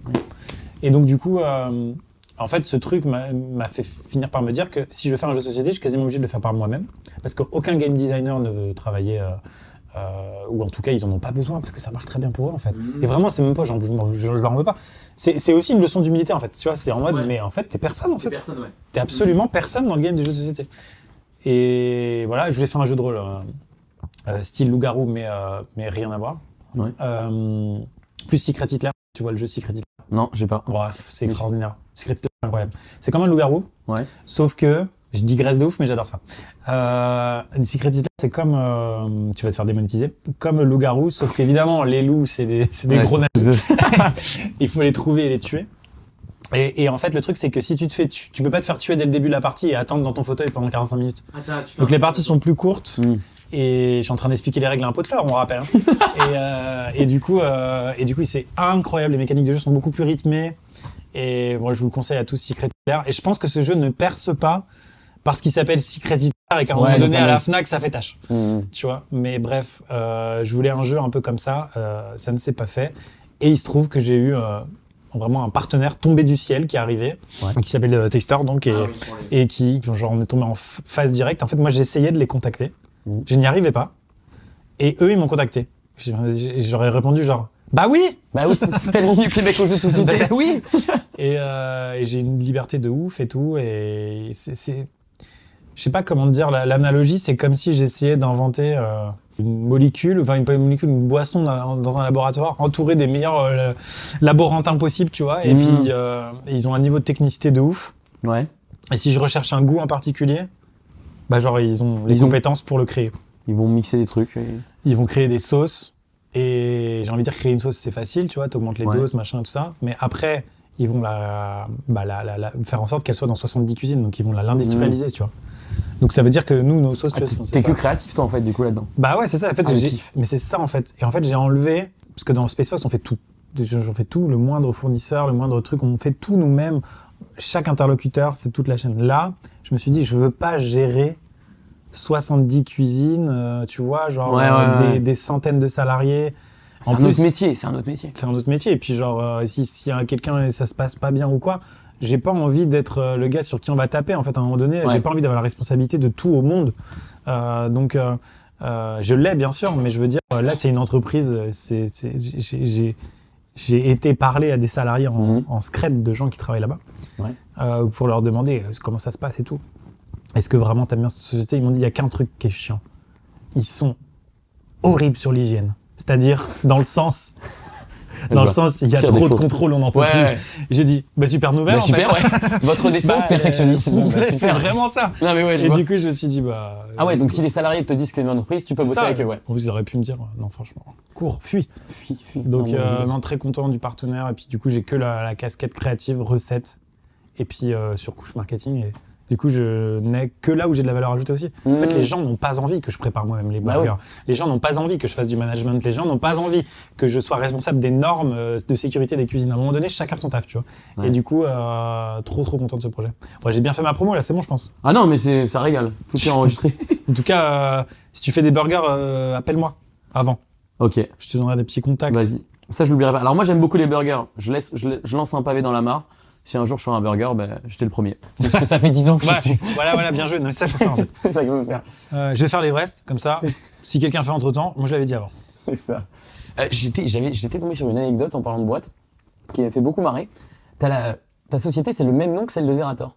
Ouais. Et une fois, Webedia, t'as fait un virement. Ouais. Tu peux nous raconter, parce que ça me fait beaucoup marrer. Donc alors, sauf erreur, moi, ma boîte s'appelle ZQSD, mais sa boîte s'appelle ZQSD Prod. Donc, sauf erreur, encore une fois, c'est la boîte qui gère vraiment toutes les activités de Zerator jusqu'aux Z-Events et tout le bordel. En tout cas, voilà, qui est vraiment la boîte principale de Zerator. Et ouais, il travaille forcément avec Webedia, et moi aussi à l'époque en tout cas. Et je pense qu'à la compta de Webedia, tout à fait normalement, ils m'ont fait un virement qui était destiné à Zera et qui m'est parvenu à la place. Il négocie bien ses OP. Hein. Bravo à lui. Bravo à Zera. Bravo. Et du coup, j'ai fait oula, ça correspond à rien du tout. Donc on a rendu l'argent, quoi. Voilà. Alors je t'avoue, pour être très honnête, Webedia, c'est Webedia, d'accord, c'est tentaculaire, c'est machin. Si l'argent était arrivé comme ça, j'aurais quand même attendu la fin d'année pour savoir si s'en rendre compte. Mais sachant la provenance de l'erreur, je me suis dit quand même pas prendre l'argent à des collègues. Je veux dire, à un moment. Mais je pense que j'aurais réfléchi si ça avait été Webedia tout seul, parce que c'est quand même Webedia. C'est-à-dire que bon, des fois, ils m'ont fait des petits trucs où je me suis dit bon, ça aurait été équitable au final. Tu vois ce que je veux dire? C'est donnant. Si Webedia passe par là, gros bisous. Hein. On vous adore. Vous êtes nécessaire à l'environnement. À Kaizen. Mais c'est ça. Mais tu vois, c'est ça. Tiens, parlons de Webedia, c'est que Webedia, ça a ce côté négatif et mastodonte et machin. Mais dans Webedia, t'as eu, ou je sais plus si c'est encore le cas aujourd'hui, mais je pense que oui, t'as IDZ par exemple. Donc IDZ, c'est une boîte de production qui appartient à Webedia. Ouais. Mais en tout cas, IDZ a appartenu pendant très longtemps, ou a été en tout cas incubé. Je sais pas exactement contractuellement comment c'était fait, mais c'était la boîte de prod de Webedia. Et on doit à cette boîte-là, et donc à Webedia, tous les giga projets des années 2010, les Mario vs Luigi, les... tu vois, toutes les vidéos de Norman à l'époque, même si ça a mal vieilli, mais c'était quand même des gros piliers de YouTube à l'époque, ces vidéos-là. Les vidéos Overwatch de Squeezie, trucs comme ça. Donc c'est quand même une boîte qui a marqué sa plateforme, et elle appartient, ou en tout cas elle faisait partie de l'écosystème Webedia, donc il y avait plein de choses hyper positives dans Webedia. Qui est un peu plus négatif, c'était ce discours commercial agressif qui a été porté auprès de tous les créateurs, et cette absence peut-être des fois de reconnaissance envers les créateurs qui ont fabriqué ce mastodonte-là. Il y avait à certains moments de l'histoire de YouTube plus trop d'humanité dans cette boîte-là, mais ça reste un incontournable, tu vois. Aujourd'hui, moi, ça me fait quelque chose d'aller chez Webedia, de franchir les portes de Webedia, d'être invité pour X ou Y raison. Par exemple, les seules fois où j'y vais actuellement, c'est si je vais chez Popcorn parce qu'ils tournent là-bas. Ça me fait quelque chose de franchir les portes de ce truc. Ça m'a toujours fait quelque chose. Ah, c'est un monument du quand j'avais été tourné avec Squeezie en 2018, un truc comme ça, il était encore là-bas, ou quand j'allais tourner avec McFly et Carito dans leur studio, je me disais, là, je suis à l'épicentre de YouTube, quoi. Il n'y a pas plus fat, tu vois. Et ça m'étonne pas que des types comme Michou, Inox, à un moment donné, se soient dit, bah oui, c'est l'évidence même. Aujourd'hui, Jordan, il est chez Webedia, donc ils ont encore, une force de frappe. Et ils ont Bailan, Flamby, Nico, tu vois. Je savais pas. Ah pardon, ah putain, j'ai confondu en fait. J'ai eu un bug de ouf. Tu vois lesquels c'est? Non, c'est bon, je les ai. Non, je croyais que tu parlais d'une chaîne de gosses. Ah non. Qui quand tu donnes les deux pseudos à côté, ça ressemble. Flamby, Nico, ok, ouais. C'est ça, non mais oui, donc. C'est comme si tu m'avais dit, ils ont Neo S1, quoi. Tu vois. Je me suis dit, ils ont quand même Neo S1. Ils ont quand même Neo S1, voilà. Ouais, mais bon, c'est pas un bon exemple. Mais oui, tout à fait. Non, mais ils ont toujours su miser sur la next-gen, tu vois. Et ça leur réussit, quoi. Moi, j'ai toujours eu un pied dedans, un pied dehors, quoi. Parce que voilà, j'étais pas trop en accord avec la direction. Elle était un peu trop requin, tu vois. La direction de la partie création de talent web. Moi, mais tous les youtubeurs, Squeezie, je pense que si tu l'avais, il te parlerait de la direction de ce que c'était Webedia à l'époque. C'était bien hardcore quand même. C'était très très commercial, et c'était la confrontation de deux cultures. Parce que quand même, la première génération de YouTube qui était chez Webedia, donc Cyprien, Natou, Yvick, Squeezie, c'est quand même une proportion très artistique dans ce qu'ils font. Ouais. Tu vois, et donc je pense que c'était quand même très incompatible.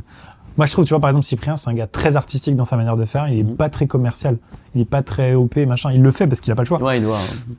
Mais ce gars-là, il a été confronté finalement à des gros requins de ouf, tu vois, et donc respect à lui, parce qu'il a été patient et plutôt respectueux, je pense, mais ouais. Tiens, touche.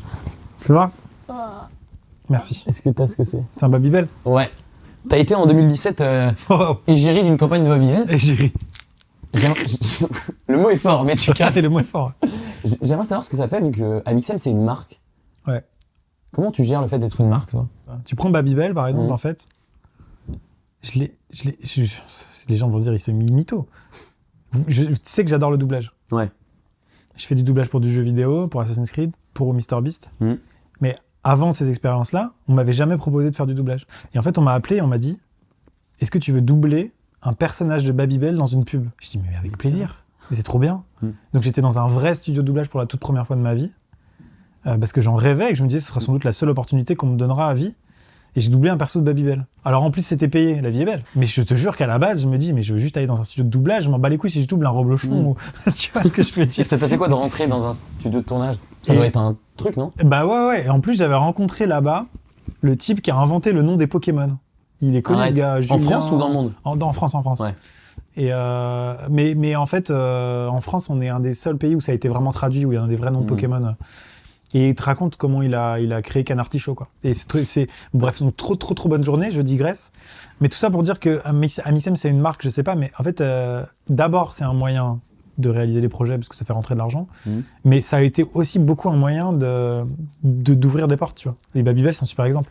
C'est que, en fait, les marques, elles te contactent et ok, elles proposent un chèque Mais si elle propose pas une opportunité créative derrière, fait chier, tu vois. Enfin, genre, je vais le faire des fois parce que j'ai pas le choix, mais j'ai été longtemps dans le truc d'attendre des marques, des opportunités. Ouais. Et souvent, genre les marques, quand c'est Ubisoft, tu comprends bien le lien, c'est-à-dire que oui, ils vont payer, mais en plus de ça, ils vont t'offrir des expériences de dingue en lien avec mes passions, quoi, tu vois. Donc, je suis en train de démonter le Babybel. Oh, tu peux le manger, hein, il est... Non, pas envie. Ok. Non, c'est ton burger, il m'a calé, là. Je peux comprendre. Ouais. Tu parles du coup d'accepter des OP et tout. T'as déjà eu des OP genre à des prix faramineux, mais que t'as pas accepté parce que c'était... Ouais, c'est arrivé à l'époque. T'as un exemple de la plus folle qu'on t'ait faite? Ouais, de faire de la pub, c'était... Alors attends, à l'époque, c'était des abattoirs.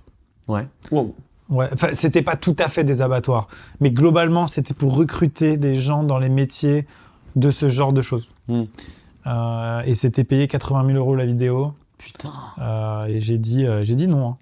Hein. Et après, d'autres propositions sur des marques un peu plus... quand même, enfin, je veux dire, éthiquement, il n'y avait pas trop de problèmes. Il n'y a pas de problème du tout d'ailleurs. Mais en fait, ils t'imposaient une direction créative. Ils t'expliquaient comment faire ta vidéo, quoi. Ah, ok, ouais, je vois. Donc c'était une somme faramineuse, mais par contre, il y avait, je me rappelle, des discussions lunaires avec... du coup, il y a nos 2 directeurs artistiques qui vont rejoindre le call. Ils rejoignent, et puis là, ils m'expliquent comment je vais faire ma vidéo. Donc là, j'ai dit, vous pouvez mettre toutes sortes de zéros derrière le 1. Hein. Ça reste moi qui ai envie de faire ma vidéo. Donc ça, c'est les 2 raisons pour lesquelles j'ai dit non à des sommes importantes. Et c'était dans les mêmes prix, c'était dans les... Ouais, je pense que c'était à peu près pareil. Ouais. Quand ça s'approche des 100 000, c'est que ça devient très débile. Hein. Après, il y a des sommes importantes que j'ai acceptées, mais c'était pour beaucoup de contenu en échange, tu vois. Ouais. C'est-à-dire que tu vas signer un contrat, mais en fait, c'est pour 3-4 vidéos. Donc en fait, oui, ça fait gros montant, mais au final, par vidéo, c'est pas tant, tu vois. Mais c'est pas vraiment ce que je recherche. En fait, moi, ce que je recherche, c'est des marques qui achètent des vidéos à l'avance pour que finalement, au 1er janvier, j'ai déjà une pérennité. Tu sais, j'ai quand même 40 salaires à sortir, donc ça fait quand même du bien quand au 1er janvier, t'as j'essaie de citer une marque au pif, ton Adidas, si tu ne le connais pas, qui te sécure 5 vidéos dans l'année et qui permettent de payer déjà les charges fixes qui sont indécentes. Donc c'est plutôt comme ça que je fonctionne, c'est vraiment ça qui va faire que je me dis bon, ok. Et il faut que ce soit et que je sois libre de faire ce que je veux, quoi. Je me pose du coup la question, parce que j'ai pas voulu te couper, mais ça m'a interloqué quand t'as parlé du fait que tu rencontres un mec qui fait le nom des Pokémon. Ouais. T'as des stars que t'as rencontrées en off, des stars ou des personnes vraiment insolites? Ouais, c'est ouf. Mais c'est jamais les gens que tu crois et c'est jamais les gens que tu vises non plus. Et je trouve que c'est mieux parce que du coup, ça n'est pas forcément les gens avec qui tu vas perdre tes moyens, quoi. Mais ouais, j'ai rencontré Matt Damon avec qui j'ai passé un peu de temps, tu vois. Genre vraiment, c'était pas juste je l'ai croisé, quoi. Ouais, vous avez discuté et tout. Ouais. Et j'ai rencontré Thierry Henry. Je suis resté 1 heure enfermé dans une chambre d'hôtel avec lui. Raconte-nous comment ça. Et en fait, à l'époque, c'était avec un youtubeur, il s'appelait Yas Freestyle. Ouais. Et il était prévu qu'ils fassent quelque chose ensemble, donc Yas et lui, à Madrid. Et moi, j'étais invité par YouTube à Madrid. Et Yas n'avait pas de cadreur. C'est un youtubeur, je le connais même pas, ce gars, en fait. Vraiment, je ne connais pas son parcours ni rien. Je sais que sur la fin, c'était pas ouf, je crois. Mais en tout cas, je l'aide en mode je cadre parce qu'il me le demande, tu vois. Je dis ok, pas de souci. Il me dit c'est un truc avec Thierry Henry et tout. Et je me retrouve à devoir filmer le plan de quand il rentre dans la chambre. Donc quand le youtubeur quand Yas rentre dans la chambre, je dois filmer son arrivée et sa réaction et sa rencontre avec Thierry Henry.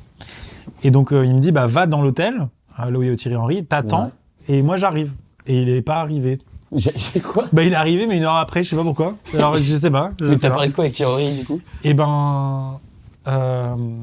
On a parlé pas de foot, on a parlé de pourquoi YouTube ça rendait fou un peu les jeunes et tout.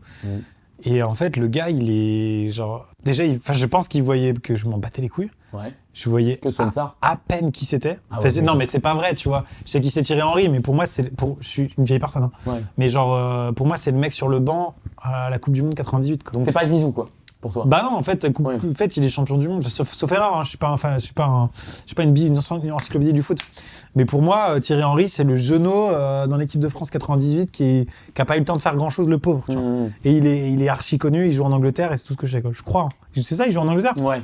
Arsenal Du coup. Non? Arsenal, ouais. Ok, je Il suis pas jouait, compris. hein, mais... Il jouait, bah maintenant. Oui, ouais. commentateur. Et donc, en fait, je lui parle et tout. Pendant 1 heure, on parle de plein de trucs et tout. C'était lunaire et tout. Puis moi, je me dis, bah, c'est un joueur de foot connu, mais voilà, quoi. En fait, c'est une légende, j'avais pas capté. Ouais. C'est une putain de légende. Quand je raconte cette anecdote, je me dis, mais non, arrête, c'est quoi? Ouais, t'es C'est pas possible. Et si. Mais voilà, à l'occasion, si jamais Thierry Henry passe par là, merci pour ce moment. J'imagine qu'il passe par là. Ouais, j'espère que tu passes par là, Thierry. Je te propose de passer au 4e sens. Avec plaisir. C'est quoi, du coup? Tu te rappelles ce qui reste? C'est l'odorat. Il est claqué. En gros, je vais te filer des flacons Ouais. et tu vas devoir sentir ce qu'il y a dedans. Putain, j'ai joué au loto des odeurs hier avec mes enfants. Super Ouais. jeu. Ça s'est perdu, ça. Ah bah, je sais même pas ce que c'est. Mes frères, le loto des odeurs, Tu fais achète-toi sentir ça. des trucs et tu... Mais attends, t'as genre 50 senteurs Ouais. et tu dois reconnaître ce que c'est. Fin du jeu. Mais c'est bien. Bah, alors, du coup, est-ce que t'as celle-ci?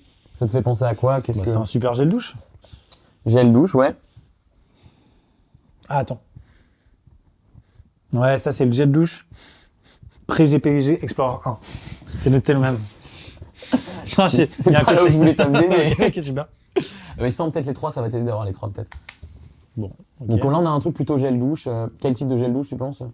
Il fait Je penser suis à quoi? claqué, hein, j'ai vraiment aucun odorat, mais peut-être un peu menthe ou. Je sais pas. Ouais. Là, ça sent le fond de bouteille, genre le verre de vin pas lavé le lendemain Ouais. du Nouvel An, tu vois. Peut-être que le 3e va te faire tiquer un peu plus. Dérangeant, C'est vrai? hein. Ça va.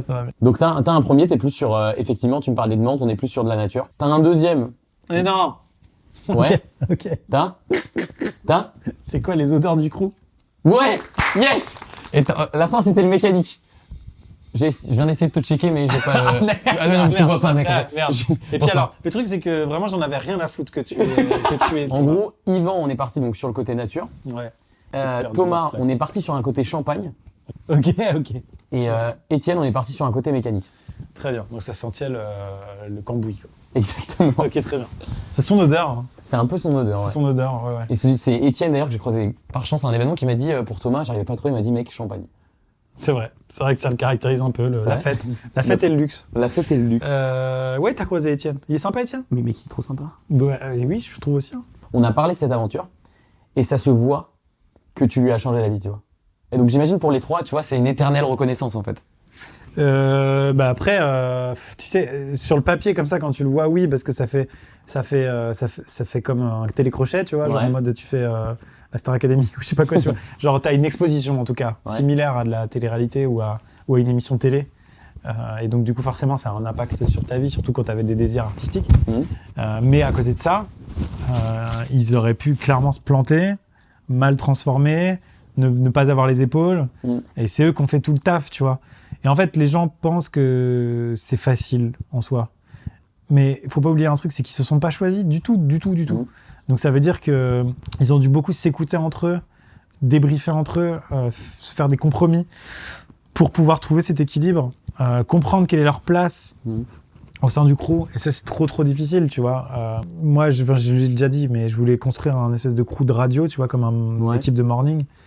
Et donc, t'as des rôles bien définis, mais faut pas être frustré de pas être dans le rôle d'en face, tu vois. Si ton rôle, entre guillemets, c'est d'être le mec qui rit, qui est de bonne humeur, qui est le garde-fou de la bonne humeur du groupe, et que tu te dis, putain, mais en fait, moi, je veux faire des blagues aussi drôles que Thomas, ou si t'es un punchliner de ouf, mais qu'en fait, tu voulais être le gars plus discret qui intervient occasionnellement, bah ça marche pas, tu vois. Donc, faut que tout le monde comprenne sa place, c'est hyper difficile.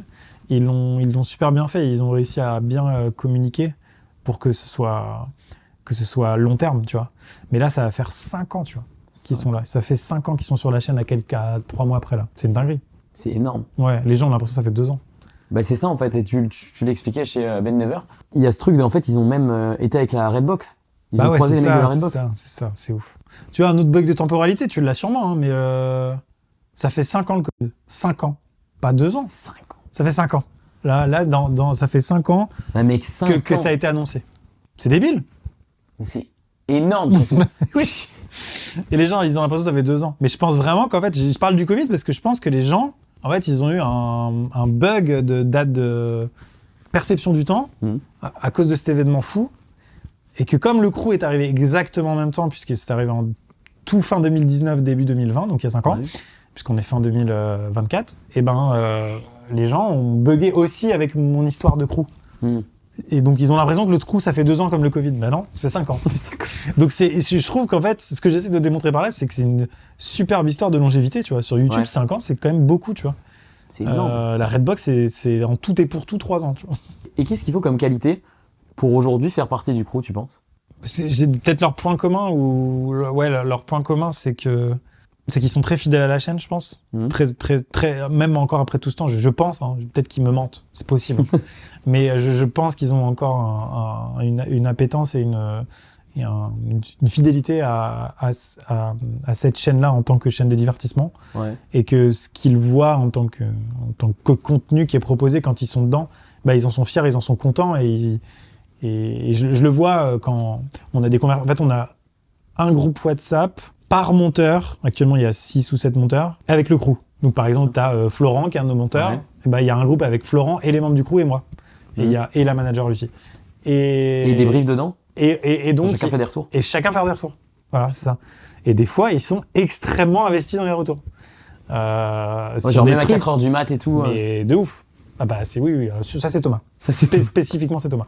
Mais ils sont hyper investis et du coup ça montre qu'ils en ont pas rien à foutre quoi. Tout simplement, c'est qu'ils veulent améliorer au max le contenu et donner leur pierre à l'édifice, mettre leur pierre à l'édifice au niveau des retours et tout, donc c'est trop bien. Après avoir tourné tellement de vidéos avec le même groupe, faut pas sombrer dans la lassitude. Et on sent que quand tu vois là on coupe toujours presque 2 mois de tournage pendant l'été, 1 mois et demi. Et là, à la rentrée, ça se voyait. Enfin, de toute façon, les vidéos de rentrée le montrent, je pense. Mais là, la vidéo qu'on a sortie à la rentrée, TikTok, puis d'autres, il y a une cohésion de malade parce qu'en fait, on s'est manqué un peu, tu vois. Ouais, je vois. Donc, il y a une fraîcheur de ouf qui est difficile à garder toute l'année. Donc voilà. Tu parles du fait que tu as toujours voulu, c'était un peu un rêve d'enfance, de faire des mornings de radio. Par exemple, dans ta dernière vidéo et beaucoup des dernières, à la fin, vous faites un podcast. C'est devenu un peu un rituel? Je trouve ça. Podcast, j'avais très envie d'en faire un.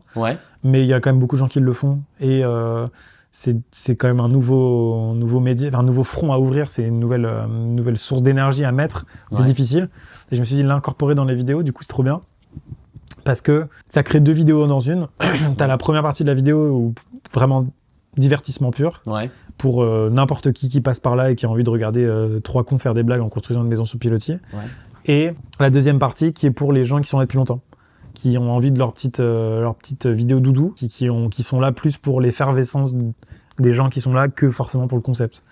Parce qu'il y a des gens très différents sur la chaîne. Il y a des gens qui sont là juste pour le concept et des gens qui sont là plus pour les gens et les gens qui sont là pour les deux. Donc l'idée c'était vraiment de faire 2 choses différentes avec un gros risque d'avoir un gros perte d'audience sur la partie podcast. Mais est-ce que en fait qu'on n'a pas du tout. T'es sûr? Parce que tes vidéos les plus vues quand même, c'est des constructions de Lego qui sont pour moi des podcasts. Oui, c'est sûr. C'est sûr. Comment t'expliques, parce que alors, c'est vrai que j'y pense, mais comment t'expliques que ça fasse autant de vues des podcasts de 1h10? Alors moi je regarde parce que c'est mes contenus préférés, mais... je sais pas, en vrai c'est un heureux hasard, c'est un accident complet ce truc de Lego. Mais surtout que c'est des podcasts ciné quoi en vrai. Donc encore plus niche. Mais je pense que c'est un mix entre une activité bon enfant et premier degré, la construction de Lego, qui rassure et qui fait que on n'est pas à 4h du matin sur une émission littéraire inaccessible. C'est ça.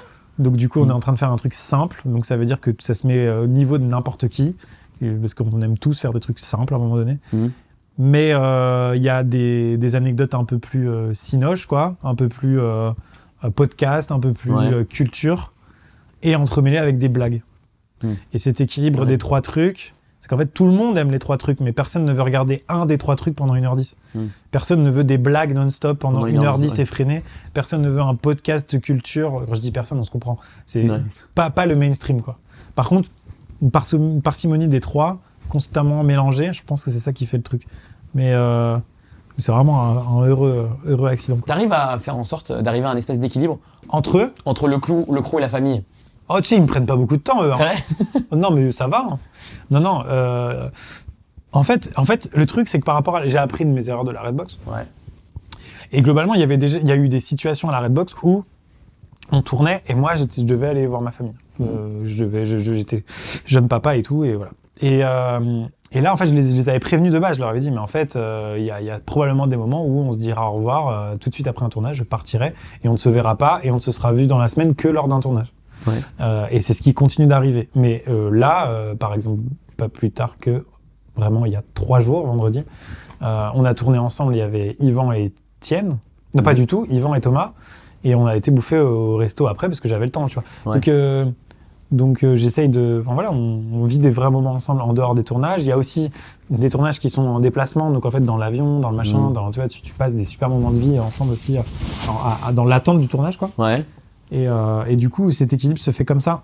Par exemple, on se raconte des trucs vraiment très deep et très perso. Enfin, tu vois, je pense que c'est ça aussi la vraie proximité qu'on a tous là. C'est le niveau de sujets deep qu'on se partage. Mais pour moi, comme je l'ai dit plein de fois en interview chez Zach Nani ou quoi, quand on parlait de ma relation avec Mastu et tout à l'époque, c'est que ce qui rapproche, ça va être le niveau de conversation que tu as, plus que le temps que tu passes ensemble, en fait. Et finalement, là où on va se confier le plus, c'est à 3h du matin, après un tournage, en rentrant, en ramenant un camion au volant, en pleine nuit, sur une route de campagne. Et puis, tu as 1 heure de route à faire avec Yvan, par exemple, et puis on se raconte nos problèmes, tu vois. Et c'est là que... C'est dans ces moments-là qu'il y a qu'on se rapproche, en fait, et qu'on s'écoute, et qu'on comprend qui est l'autre, et tout, tu vois. Donc, je pense que cet équilibre, il existe grâce à ça. Mais on n'a pas besoin de s'appeler pour dire vas-y, passe à la maison dimanche faire le barbecue. Moi, de base, je suis pas très comme ça parce qu'encore une fois, je suis très famille, je suis peut-être un peu bizarre de ce côté-là. Mais c'est vrai que ma maison, c'est pas un moulin, quoi, tu vois. Ouais, je comprends. C'est ton jardin privé. C'est mon cocon de ouf. Mais le truc, c'est que j'ai toujours été comme ça, bien avant YouTube. La notoriété n'a fait que renforcer ce sentiment, tu vois. Mais de base, moi, mélanger, j'ai déjà dit, mélanger le pro et le perso, par exemple, c'est impossible. J'aurais travaillé dans une bibliothèque. Mes collègues de boulot, s'ils rencontrent mes parents, je suis pas bien. Je sais pas pourquoi. Et donc, avec la notoriété, c'est 100 fois pire, tu vois. Genre, je suis en mode... Alors que on a tous des connaissances, peut-être que t'es comme ça. Ouais. Ou genre, la maison des darons, c'est un moulin, il y a tout le monde qui passe dedans. Ouais, et tout. alors je comprends pas comment c'est. Et moi, puis même chez les gens, genre en mode, il y a toujours du monde chez eux. Ouais, t'es jamais chez toi, dans ta chambre. Mais moi, j'ai besoin d'un cercle vital, tu vois. Maintenant, c'est public, tu sais, genre, les gens, ils savent à quoi s'en tenir, ils sont pas déçus, tu vois. Mais c'est trop cool. Mais tu vois, j'avais pris Mastu en exemple parce que c'est des conversations qu'on avait eues beaucoup avec Théo à l'époque et que après la séparation de la Redbox, mais avec Mastu, on a toujours continué d'échanger et puis avec MrBeast, on s'est rapproché beaucoup. On a beaucoup discuté tout ça à froid avec le recul et tout ça. Et c'était trop intéressant d'entendre son avis aussi à froid de qu'est-ce que... C'est des choses que je savais, hein, mais de qu'est-ce qui avait créé ce mal-être à l'époque, tu vois. Et je comprends que, mine de rien, les gars de la Redbox, ils habitaient juste autre part avant. Ouais. Ils ont fait des centaines de kilomètres. Pour venir, de Grenoble. Mastu de Champagne, enfin, je crois que c'est en tout cas dans ce coin-là, quoi. Et donc, ils étaient vraiment seuls tout, quoi. Donc, quand t'as pas tes potes, t'as pas ton cercle social et tout ça, t'en attends beaucoup de ton cercle pro. C'est valable avec n'importe quel métier. T'arrives dans une ville, tu te dis, si mes collègues du taf me tendent pas la main, il est où mon cercle social, en fait? Ouais, t'as pas de repère, ouais. Ouais, c'est ça. Donc... Et comment, j'étais en train d'y penser, mais imagine que ta vie privée devienne ta vie pro. Je m'explique. Comment tu réagis, toi, si un jour, tes filles, elles t'annoncent qu'elles vont être youtubeuse? C'est un truc que je me suis déjà dit, hein, forcément, parce que elles sont encore très jeunes, mais ça m'étonnerait qu'elles m'annoncent qu'elles soient youtubeuses, mais si jamais un jour elles ont une vie publique, tu vois, forcément j'aurais pas envie. Mais je pense que, enfin, je sais pas que j'aurais pas envie, mais c'est que en tant que parent, tu vois forcément tous les côtés négatifs. Quand il s'agit de ton enfant, tu te dis si mon enfant doit avoir la même vie, j'ai envie de le protéger de tous les trucs négatifs que moi je vis dans ma vie. Donc forcément, genre non, fais pas ça. Comme mon père m'a dit surtout, ne crée jamais d'entreprise. Parce que mon père, il avait un magasin de cuisine, il avait des salariés, tout ça. Et c'était la galère, de ouf. Et il me dit surtout, on n'entreprend jamais, quoi. Et bon, raté. Donc je vais peut-être pas leur dire ça, parce que c'est peut-être ça qui va les encourager. En fait, c'est deux questions différentes. C'est-à-dire que si à travers ça, ma vie privée devient exposée, ça me dérange. Ouais. Mais si elle préserve ce truc de cocon familial tout en ayant une vie publique comme moi je le fais, bah je vois pas le problème si elles sont heureuses dedans, tu vois. Mais voilà, ma femme est médecin, je suis youtubeur, donc franchement, tu vois, elles sont prises entre deux trucs. Diamétralement, voilà. La voix très classique et la voix très... Ouais, c'est ça, c'est ça. Donc je pense qu'elles feront... Je sais pas en fait. Elles sont beaucoup trop jeunes. Je pense. Mais je sais pas, tiens, je compare à la famille d'Angèle. Ouais. T'as quand même les darons qui sont chanteurs à succès en Belgique, le frère qui est rappeur, elle qui est chanteuse. Bon, t'as pas une seule personne qui n'a pas eu une partie de son être exposée à la vie publique. ça doit être dur. Leur rapport à l'intimité, au cocon familial de cette famille doit être fou, tu vois. Donc Et ça serait un peu marrantiste quand même. Roméo Elvis, il y a eu des problèmes avec la justice, tu vois. Ouais. Comment tu gères ça? C'est clair. Quand on a un qui fait de la merde et que ça impacte le reste de la famille, c'est chaud de ouf. Hein. Franchement, c'est vraiment très très chaud. Ouais. Et ça fait peur, mais même moi ça me fait peur. C'est-à-dire que je me dis, si demain j'ai déjà pris des mini bad buzz de merde, tu vois, mais Ouais, c'est que tu te dis, bah putain, si ça impacte mes filles, tu vois, c'est terrible quoi. C'est vraiment ça, c'est une peur, alors que franchement je suis irréprochable, hein, vous pouvez creuser. Mais tu vois, tu te dis, putain, des fois c'est pas mérité, tu te prends une merde dans la gueule parce que c'est Twitter et machin. Et ben le truc qui va me faire le plus peur, c'est est-ce que ça va impacter, elles sont trop petites, mais est-ce que ça va impacter mes enfants? C'est toujours un risque quoi. Après, je m'exclus pas du tout de partir à l'étranger pour cette raison-là, tu vois. Si un jour je me casse à l'étranger, c'est pour ça, tu vois. Donc tu veux pas percer à l'étranger comme le fait Thibaut, tu vois? Non. T'aimerais bien pouvoir te refugier. En vrai, c'est gratifiant, tu vois. Ouais. Non, ouais, mon petit plaisir secret, je veux dire, ce serait de percer dans un pays pas très connu. Random. Genre en Moldavie, quoi. Genre, je suis trop connu en Moldavie. C'est pas parce que. Et tu te fais un kiff, tu c'est vas pas en parce que Moldavie. je veux être connu plus Ouais. ailleurs, c'est que je me dis, je suis fasciné par deux cultures qui se connectent. Et je me dis, un youtubeur qui serait très connu dans deux pays dont les langues sont quand même très sédentaires, très locales, tu vois. Donc le français, c'est quand même pas. Bon, c'est une grosse langue, mais c'est quand même pas comme l'anglais ou le chinois ou l'espagnol. Je me dis, ce serait stylé un peu de connecter deux bases de fans qui, du coup, ça ferait des fanbases hyper hétéroclites qui pourraient se rencontrer. T'aurais des mecs qui font clap bonjour. C'est ça. Bah, tu fais super bien l'accent moldave en plus. Bah, je sais pas c'est quoi l'accent C'est moldave. une dinguerie. C'était ça. C'était ça. C'était juste ça. Donc, et donc, du coup, je voulais faire traduire toutes mes vidéos, non pas en anglais, mais genre dans une langue que j'aurais choisie. Genre, elles sont toutes dispo en. Il y a des pays qui m'excitent, hein, Corée du Sud, des trucs comme ça, tu vois. Ouais. Ouais, je me dis, ce serait trop marrant d'être un youtubeur. Aussi loin, ouais. En plus de ça, la culture française fait qu'on a des affects avec certains autres peuples, tu vois, créativement parlant. Baguette, fromage. Bah, Je Japon. pense à ça, mais. Ouais, non, mais les Français kiffent le Japon de ouf, Ouais. la Corée du Sud, même en vrai les States. Bon, après, les States, c'est de l'anglais, mais je veux dire, j'ai pas l'impression qu'il y ait une appétence particulière pour le Pérou. Ouais, Alors, ouais. c'est super le Pérou, mais tu vois quoi. Ouais, je vois totalement. On parlait de comment tu gères aussi ce côté diamétralement opposé. Attends, je fais une pause là. Depuis tout à l'heure, je me dis, il est en train de lire ses notes, mais il peut pas, le gars, en fait. Ah non, je lis pas Mais les t'es notes. un professionnel. Ah non, mais j'ai pas de notes. Mais c'est fou. Mais non, Non. mais je viens de bugger. Parce qu'en fait, waouh. En fait, je t'imaginais en train de lire un truc genre, ouais, donc question suivante, je voulais. Mais non, non. mais t'es chaud. Ah non, moi juste tu parles, j'écoute et du Mais coup ouais, il y a des trucs qui me font tic, tu vois. Ouais, en vrai, t'as un Apple Vision et puis tu. J'ai un peu d'Apple Vision En Pro. fait, Ouais. ce gars, il Il est regarde là, des séries là. en même temps, il fait quoi? Ouais, Ouais, Siri, ouais. ça marche. Non, Excuse-moi. T'inquiète, tu parlais du fait que ta femme soit médecin et que toi, que du coup, tu sois youtubeur. Oui. Comment tu gères? Alors en plus, là, on est à Angers. J'imagine qu'on doit beaucoup te reconnaître quand tu sors. Comment tu gères un peu cette gestion à l'anonymat, enfin ce rapport à l'anonymat? Bah, l'anonymat. En fait, en Avec vrai. ta famille, enfin de ta famille. Non, en vrai, comment dire, on donne beaucoup trop d'importance à la notoriété des youtubeurs parce que en vrai, ça va. Par rapport à des personnalités Thierry Henry. comme Thierry Henry, ouais, des gens du niveau vraiment où genre toutes les générations le connaissent. Je sais pas, j'ai pas d'exemple. En vrai, je sais pas, Danny Boone peut-être. Ouais, Ou, je vois. tu vois, des gens genre vraiment qui connaît pas Danny Boone, tu vois, genre juste tu l'aimes ou tu l'aimes pas, c'est pas la question, mais juste sa tête, boum. Ces gens-là, ils ont pas de vie nulle part. C'est nulle part. Il y a c'est mort quoi. Thomas Pesquet. Ouais. Voilà, j'ai pris le train avec Thomas Pesquet il y a un mois. C'est vrai? Voilà. C'est pas la première fois que tu le rencontres, non?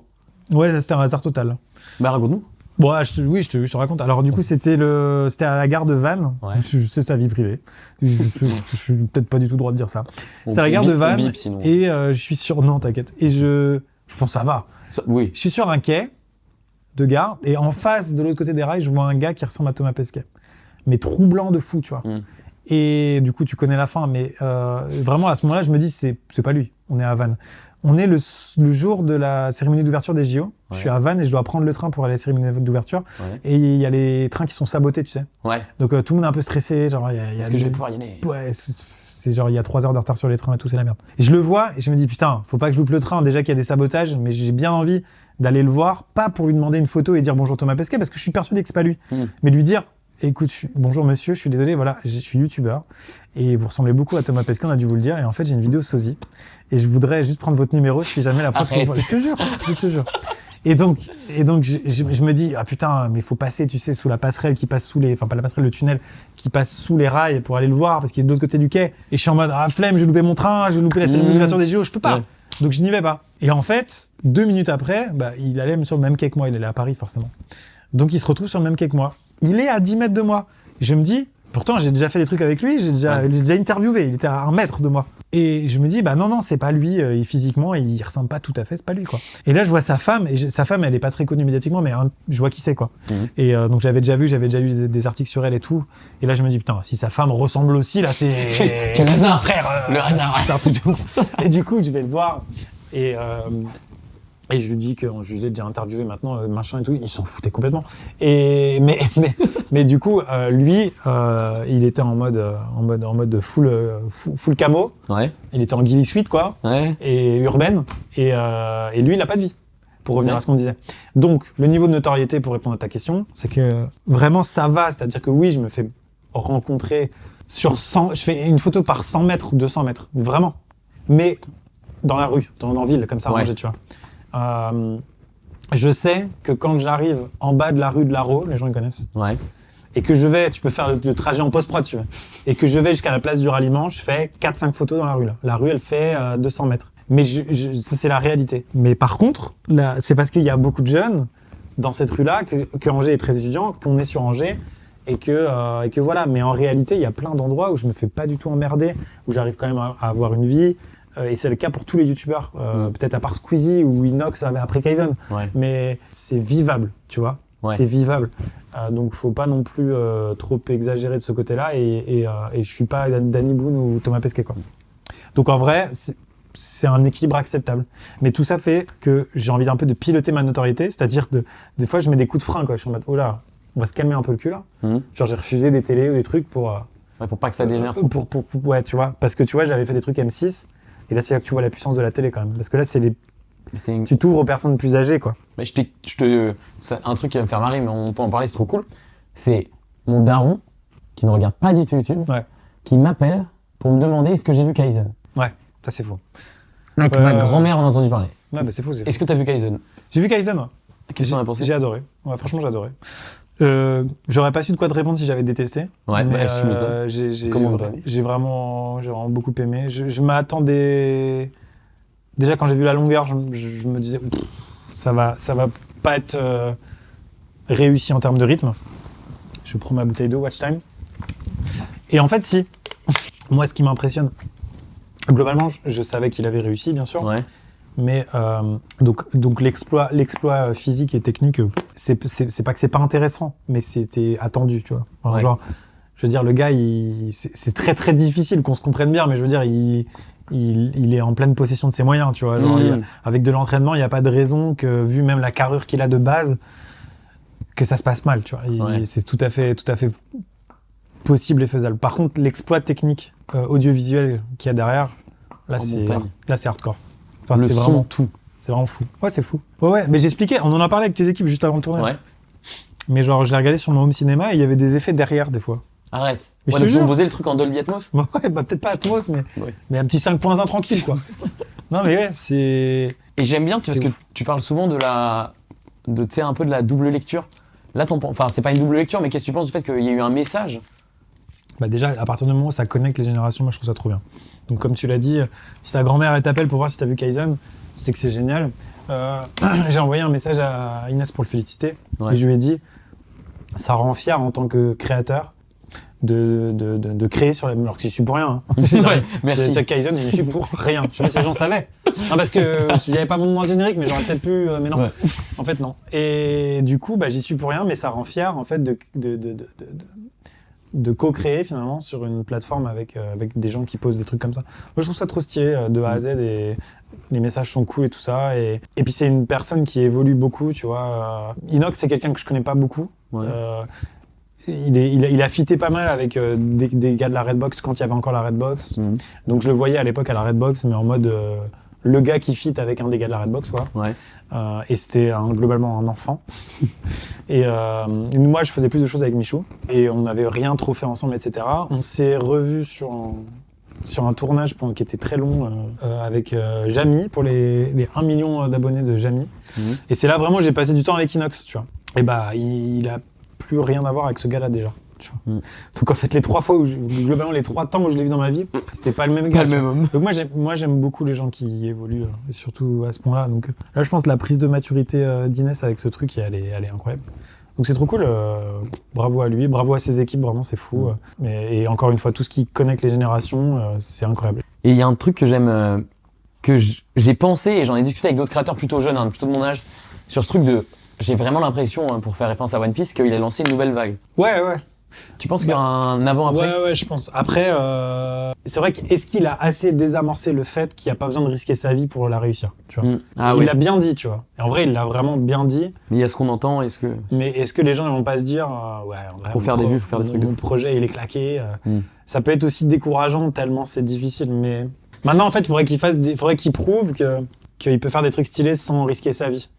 Et il le dit dans le docu, tu vois. Mais il faudrait que factuellement, son prochain projet soit beaucoup moins gros, mais tout aussi stylé. Et voilà, c'est sûr que je te regarde pas là, par exemple. Là, j'étais là, genre. Et voilà, c'est... Alors ce jeu, ça s'appelle le jeu, la tier list des moves de youtubeurs. Très bien. En gros, je vais te lister des moves de youtubeurs. Ok. Exemple, en fait je veux pas spoil les trucs, donc... Ouais, pas d'exemple, mais je pas comprends. d'exemple. Mais Et un move, par exemple, ça peut être faire l'Everest. c'est exactement ça. Ouais. Okay. Ça peut être faire les masses, il est pas dedans, mais... Exactement. Ok, très bien. Et en gros, tu me dis, vu que tu fais beaucoup de tier list, si c'est S, A... Donne les noms que tu veux, comme ça ce sera encore plus drôle. Moi, j'en mets 5. Ah, tu veux que je... Ok. Donc, comme dans le... Le move, le top, le meilleur move, c'est... J'ai réinventé YouTube. Le move d'en dessous, qui est quand même très très bien, mais pas le top du top, c'est... Je pose mes couilles. Le move du milieu, c'est... Ça va changer ma vie, mais pas la tienne. Le move d'en dessous, c'est... J'ai dit quoi? Ouais, bah écoute, au moins on a tenté. Et le dernier move, c'est... J'ai cru que c'était Kaizen, mais en fait, c'est... C'est de la merde. On garde, voilà. C'est parfait. Alors, le premier, c'est faire un album de rap. Bah, là, actuellement, ça dépend quand tu le fais, mais actuellement, c'est avant-dernière, c'est au moins j'ai tenté. Je veux dire, à part si ça dépend de ton niveau et ça dépend qui, mais là, actuellement, c'est comme sortir une marque de burger, quoi, franchement, mais flemme, en fait. Bah, justement, sortir une marque de burger, tu le mets aussi dedans, du coup? Ça, c'est banger, ça. C'est fake. Avec se contredire instantanément. Non, objectivement, mais je peux pas en vouloir aux gens de dire que c'est l'avant-dernière case parce que pas original, mais je pouvais pas savoir, en fait. Avoir un contrôle fiscal. Ça, c'est un move de YouTube. Ça dépend pour qui, hein. Ça dépend pour qui. Avoir un contrôle fiscal réussi, sans amende, dans le game de YouTube, c'est première catégorie. Première catégorie? Ouais. J'ai réinventé YouTube. J'ai réinventé YouTube, ouais. Moi, franchement, je suis clean de ouf, tu vois, genre, fais tellement gaffe. Parce que je pars du principe qu'un contrôleur fiscal qui arrive, il arrive dans un truc où il y a que des jeunes, où on fait des vidéos fun qui sont... Enfin, c'est à l'encontre de toutes ces valeurs au gars ou à la meuf, qu'il faut être irréprochable, tu vois. Donc, on a vraiment une démarche d'être irréprochable au possible. Mais dans le game, il y a du boulot. Il y a du boulot. Ouais, putain, ouais. Donc t'avoues, là, devant les caméras, que tu ne blanchis pas d'argent à Mixem. Ouais, pas le jeudi, en tout cas. Faire une boîte de trading. Faire une boîte de trading, Ah, tu parles... Ah ouais, genre t'es youtubeur et tu crées une boîte de trading. Une boîte de trading. Tu crées un canal Telegram, tu vois. Là, c'est dernière catégorie, là. Bah, si tu le fais en solo sans le faire la promo à ta communauté, et que tu vois, et que t'es passionné, pourquoi pas. C'est rare que ce soit pour la passion, tu vois. Bah si, tu peux être passionné de ça, c'est pas parce que ça fait de l'argent. Mais bon, c'est avant-dernière catégorie. Avant-dernière. Faire une transformation physique. Ah, c'est pareil, là. C'est comme le rap et les burgers, là. On l'a trop vu, là. Donc là, c'est la toute dernière, là. J'ai cru que c'était mon Kaizen, mais en fait... J'ai pas la fin de la blague, c'est dingue. J'ai cru que c'était mon Kaizen, mais en fait, c'est mon Kai... Pas de jeu de mots. Pas de jeu de mots. J'ai rien. Peut-être dans les commentaires, quelqu'un l'aura. Merci. Et enfin, ouais. Partir faire de la méditation en Inde. Ça, j'ai la deuxième catégorie, parce que méditation en Inde, je sais pas, mais en tout cas, genre... Je pose mes couilles. Ouais, parce qu'en fait, peut-être que dans les gros défis YouTube, il y a des gens qui sortent leur album, il y a des gens qui font l'Everest, il y a des gens qui machin, c'est des gros trucs. Peut-être que le côté spiritualité, il manque un peu. Genre quelqu'un qui part faire une retraite de ouf, qui part en introspection. Mais t'as Tristan, je sais pas si tu vois qui c'est. Tristan, comment? Practice make perfect. Toi, tu connais tout YouTube FR du coup. Bah en vrai, je suis un peu un stalker. C'est ouf. Mais moi, j'assume, tu vois. Genre, je sais pas si tu le fais, mais en soirée youtubeur, des fois, je rencontre des youtubeurs. Je fais pas genre, ouais, qu'est-ce que tu fais dans la vie? Je dis, mec, honnêtement, moi, je passe ma journée à scroller, je sais quitter, tu vois. Ouais, ok. Bon, toi, on doit moins te le faire. Parce que toi, à mon avis, voilà, quoi, c'est un peu culotté le youtubeur et pas te connaître. Bah ça dépend de quelle soirée, quoi, tu vois. Oui, si Parce que c'est américaine. T'as fois, déjà fait j'étais- une soirée de fou? Oui, bah oui. Moi, j'imagine. Oui, j'ai fait une soirée de ouf de YouTube. Bah, je pense que sincèrement, je pense que c'est la soirée la plus folle de YouTube. Si jamais un jour t'as des gens dans ce canapé qui pourront encore mieux te la raconter que moi, je te conseille Jiraya, je crois que ce sera pas mal. Je me demande s'il y avait Squeezie. Bon, en gros, c'est donc E3, salon de jeux vidéo. Ouais. Webedia, Mixicom à l'époque, loue une villa à Los Angeles. C'est pas une villa, c'est la villa. Mais je te jure, c'est la villa. C'est la villa déjà de Justin Bieber. Arrête. De base. En tout cas, c'est là qu'il vient tout le temps, à Los Angeles. Ok, donc ça met la barre haute. Voilà. Donc je répète à Los Angeles parce que bah c'est son terre-terre. C'est pas, Ouais, juste c'est pas ses grande vacances. ville. C'est pas juste les vacances, quoi. La villa, elle est insane. Ça sert à rien de la décrire. Le truc, c'est complètement baisé. Elle est à flanc de falaise. En fait, ça se sait dans le Hollywood mondain que c'est la villa où peu importe qui la loue, il y a des dingueries. Tu vois, c'est là où il faut aller. Ouais. Et en fait, ça, je crois que Mixicom ne le sait pas. Et ni Squeezie, ni Cyprien, ni tous les gens qui sont là ne le savent. Que c'est-à-dire que peu importe le locataire, et peu importe à quel niveau il est connu, il y a la jeunesse dorée de Los Angeles qui rentre dans la maison, peu importe ce qui s'y passe. Et c'est ce qui se passe. Donc on est en soirée, dans cette villa, j'ai rien payé, hein, mais que Mixicom, je ne remets même pas dedans. J'étais juste invité à la soirée. Moi, j'étais avec entreprise concurrente. Donc, je rentre. Là, donc, il y a tous ces gens-là. Il y a du coup plein de gens, finalement, de notre âge qui rentrent, qui viennent faire la fête. Sauf qu'en fait, dans la villa, il y a déjà 15-20 personnes de chez Mixicom, tous les youtubeurs et tout. Tous les youtubeurs ont invité leurs potes youtubeurs, donc moi compris, Lucas m'avait invité, machin. Donc en fait, il y a plein de pièces rapportées. Donc avant de te rendre compte qu'il y a des gens qui ont rien à foutre là, ça prend un temps de ouf. Et donc t'as peut-être 20, 30, puis 40 personnes qui rentrent. Et là, au bout d'un moment, la maison elle est blindée et c'est trop tard. Tu sais que t'es débordé. Moi, je m'en bats les couilles. C'est pas chez toi, c'est le concurrent. Mais j'assiste à un truc dans la chambre de Jiraya, où il y a Jiraya. J'espère que c'est Jiraya, parce que tout d'un coup j'ai un doute sur le pseudo, mais je sais qui est Jiraya, mais je veux dire, je suis presque sûr que c'était lui. Mais en tout cas, dans la chambre d'un des youtubeurs, et je crois que c'était Jiraya, il me dit, bah, elle est où ma Switch? Ça commence comme ça. C'est la soirée bascule avec juste, elle est où ma Switch? Ils avaient globalement pillé un peu partout tout ce qu'ils trouvaient. Oh les bâtards. Après, c'était peut-être pas tous, mais certains et tout. Très vite, il y a de la coke dans la villa. Qui n'est pas apporté par Squeezie, je tiens à le dire. C'est important. Du coup, les Français appellent les keufs. Et quand t'appelles les keufs à Hollywood dans une villa comme ça, c'est pas ding dong, oui, les voisins ont dit que vous aviez fait du bruit. C'est hélicoptère, chien, brigade, SWAT, tout le bordel. La villa était survolée par des hélicos. Mais c'est GTA. Voilà. C'est GTA. De toute façon, c'est San Andreas. Quoi? Et voilà. Et alors moi, tout ça, je suis assez extérieur à cette histoire-là, mais ça reste la soirée de YouTube la plus débile que j'ai pu faire.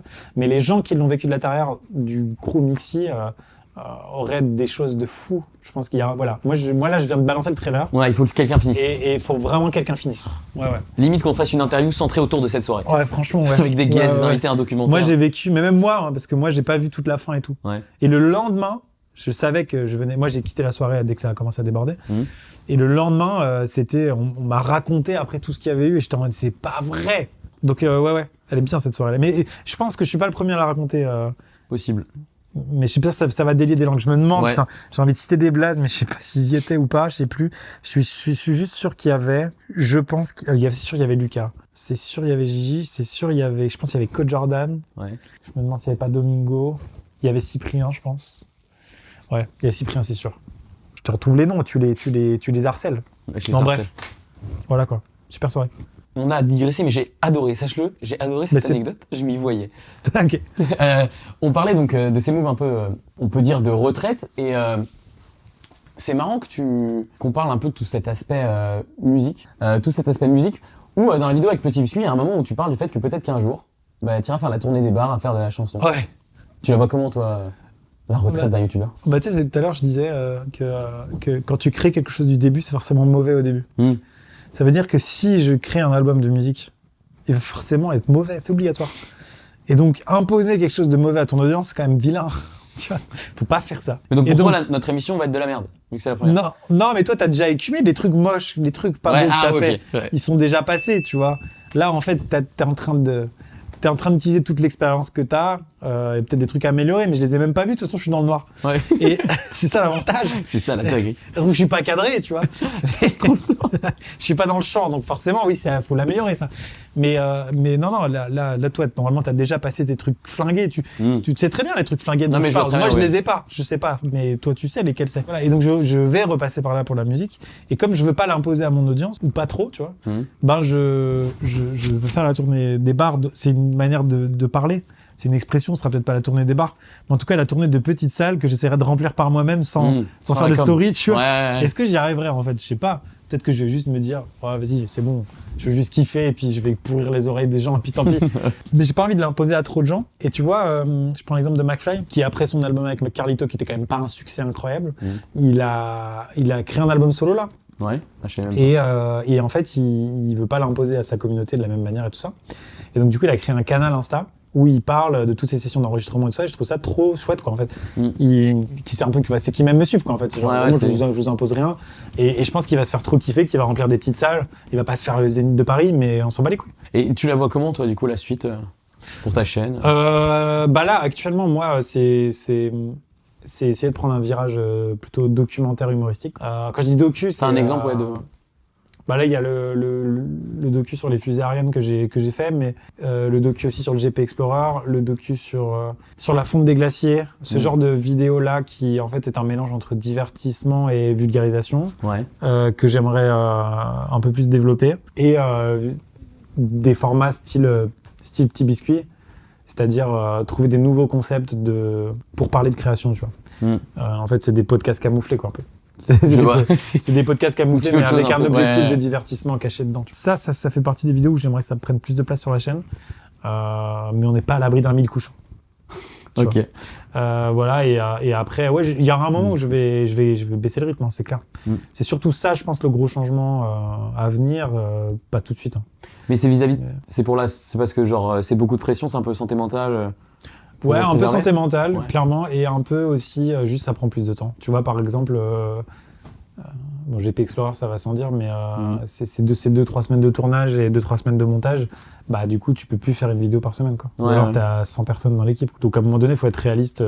Donc, ce sera peut-être plus espacé, ce sera peut-être plus que 2 vidéos par mois. Mais par contre, quand ce sera plus événementiel et plus gros, quoi.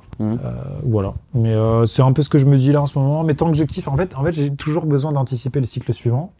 En me disant, si jamais je suis lassé de ce que je suis en train de faire, il faut que je sois prêt à rebondir. Je veux pas attendre d'être lassé. Et quand je suis lassé, je me dis, putain, qu'est-ce qu'on fait? Parce que je sais qu'il y a de l'inertie. Je sais qu'il faut mettre en place ces pions sur l'échiquier pour anticiper le prochain cycle. Et donc, c'est ce que je fais. C'est que j'anticipe le prochain cycle. Ça fait pas peur à tes équipes, ça? Hein? Enfin, c'est pas pire, genre à tes équipes, aux gens qui t'entourent, de se dire que t'anticipes.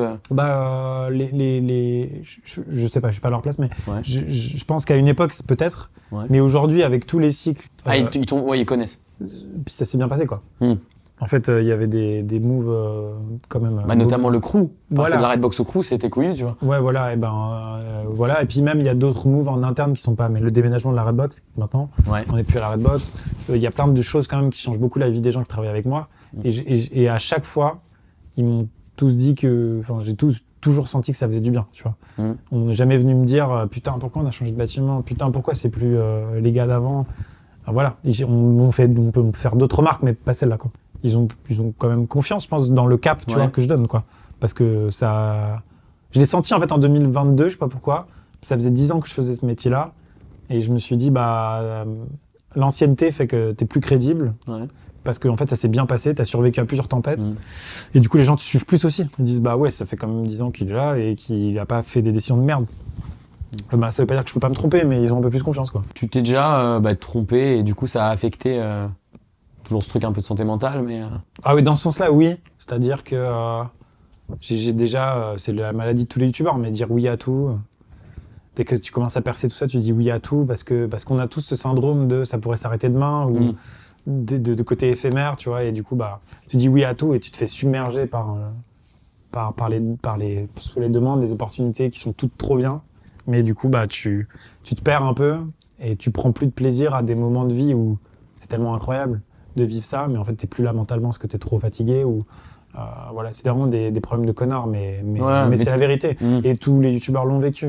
Et t'as un exemple où tu t'es dit, putain, là, je profite pas assez un peu du moment présent? Sur toute la période du tournage de MrBeast, heureusement que j'ai pris mon temps pour aller au tournage à Greenville, parce que j'étais dans une période comme ça. J'étais dans une période que j'appelle les périodes autopilotes, c'est-à-dire on prend un jour après l'autre et quand tu regardes juste, t'es le dimanche soir, tu regardes ta semaine jusqu'au week-end d'après, tu te dis c'est même pas possible humainement de réfléchir à tout ce qu'il va y avoir. Genre c'est tellement intense, c'est tellement des trucs de fou, genre par exemple c'est, je sais pas, vraiment genre je vais voir un décollage de fusée le mardi et puis le mercredi je dois monter sur scène devant 50 000 personnes pour un event à Paris, et puis le mercredi je dois... Et tout est incroyable et tu te dis mais ma vie est folle. Tout le jour c'est un rêve. Sauf, oui, c'est ça. Et puis d'un point de vue externe, c'est-à-dire par respect au Maxime qui avait 15 ans et qui fantasmait finalement cette vie-là sans le savoir vraiment, tu dis par respect pour ce Maxime d'avant et par respect pour les gens qui n'ont pas cette vie, tu te dis je vais tout faire pour être là. Mais la vérité, c'est que dans des semaines comme ça qui s'enchaînent trop, t'as que des événements extraordinaires, mais où tu n'es presque plus là mentalement, parce que c'est trop, en fait, et puis que le cerveau humain, il est trop stimulé, il est trop... Voilà. Mais c'est indécent de dire ça. J'ai travaillé à l'usine, tu vois ce que je veux dire, je sais pertinemment ce que c'est, la sensation de compter les minutes pour aller débaucher. Donc je fais la comparaison dans ma tête et je suis en mode wow. C'est chaud, mais en même temps, on est dans un monde où il faut le dire, tu vois, faut juste le dire, c'est factuel. Et donc voilà. Et donc c'est pour ça que juste avant MrBeast, là, j'étais vraiment en autopilote. Et le fait que le voyage soit long, ça m'a vraiment réussi à me couper. J'ai fait un stop, une escale, machin, ça m'a permis de me ressourcer. Et quand je suis arrivé, j'étais là mentalement, en fait. J'ai vécu le truc mentalement, donc je suis content. Et ça a pas créé un regret, du coup? Non. Non, mais je trouve ça cool, tu vois. J'ai eu des moments pareils où je regrettais. Là, au moins, tu te dis, putain, le truc de fou qui m'est arrivé, je l'ai vécu. Ouais, franchement, ouais. J'étais là mentalement, j'ai conscientisé tout. Quelque part, c'était aussi une bulle de protection. Je pensais qu'à ça. Parce que c'est ça, ce qui te flingue, c'est que tu penses à plein de trucs en même temps. Ouais. Parce qu'en fait, quand tu vas le lundi, t'as un truc de ouf et le mardi, t'as un truc de ouf, t'es forcément le lundi en train de processer le truc du mardi. Et tu veux faire en sorte que la semaine se passe sans merde, quoi. Ouais. Parce que les conséquences sont énormes. En fait, c'est un château de cartes. C'est vraiment...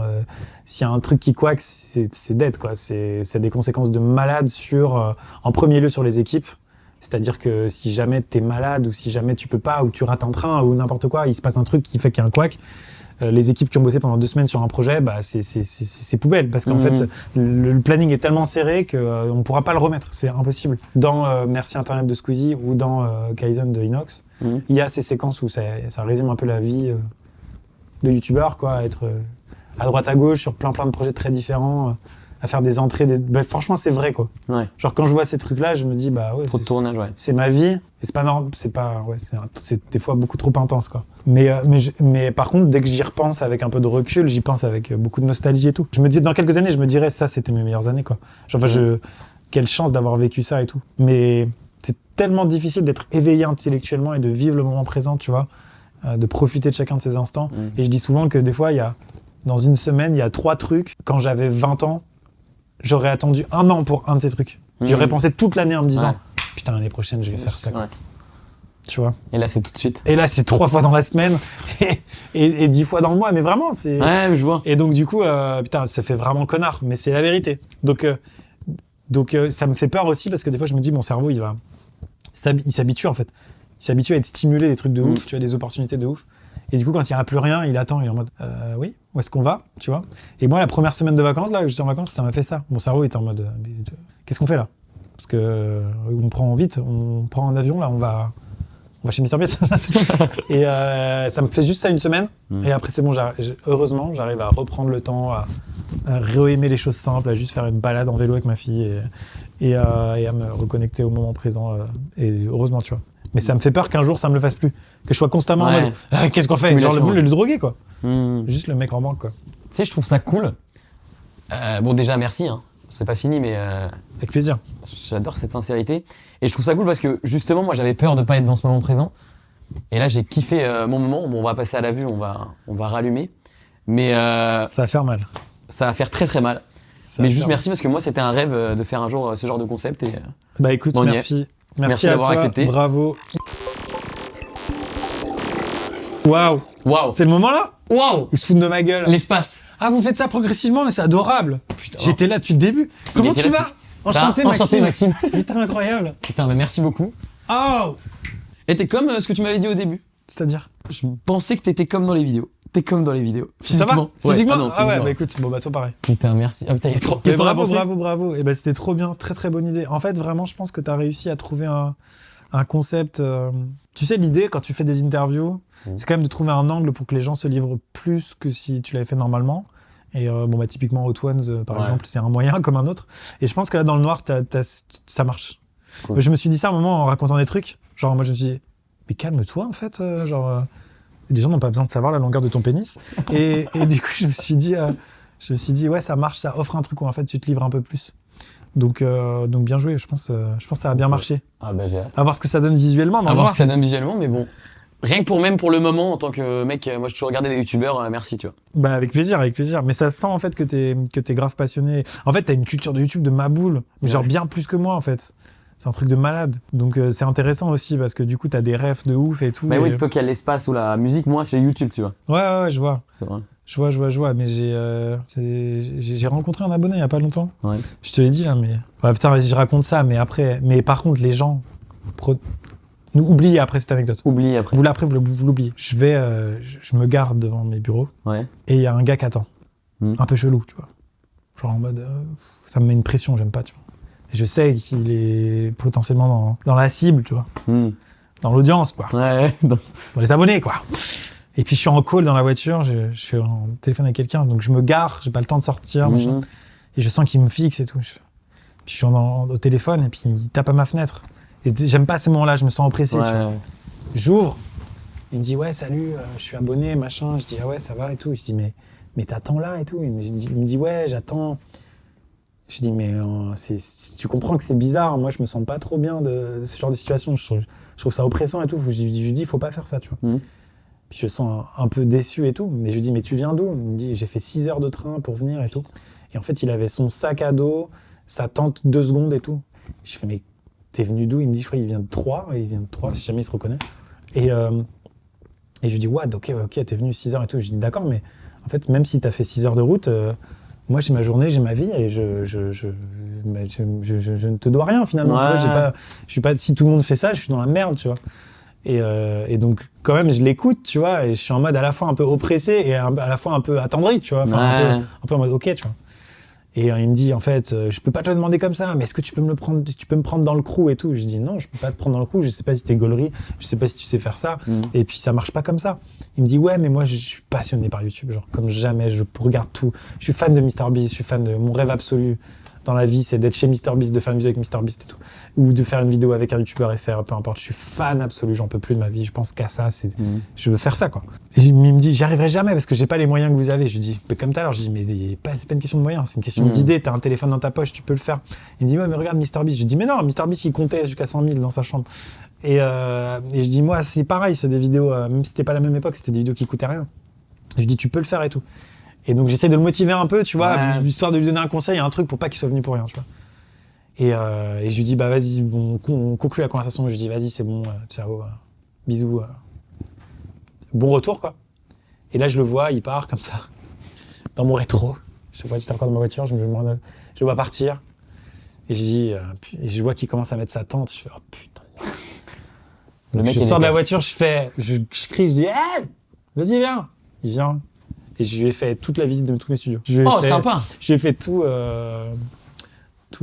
les hangars de tournage, tous les studios, tous les bureaux. Je lui ai présenté les équipes. Donc, tu vois, en une demi-heure, quoi. Et après, je lui ai pris un Uber et je l'ai renvoyé à la gare. À la gare pour être sûr. Il était venu à pied, il avait marché 1h30.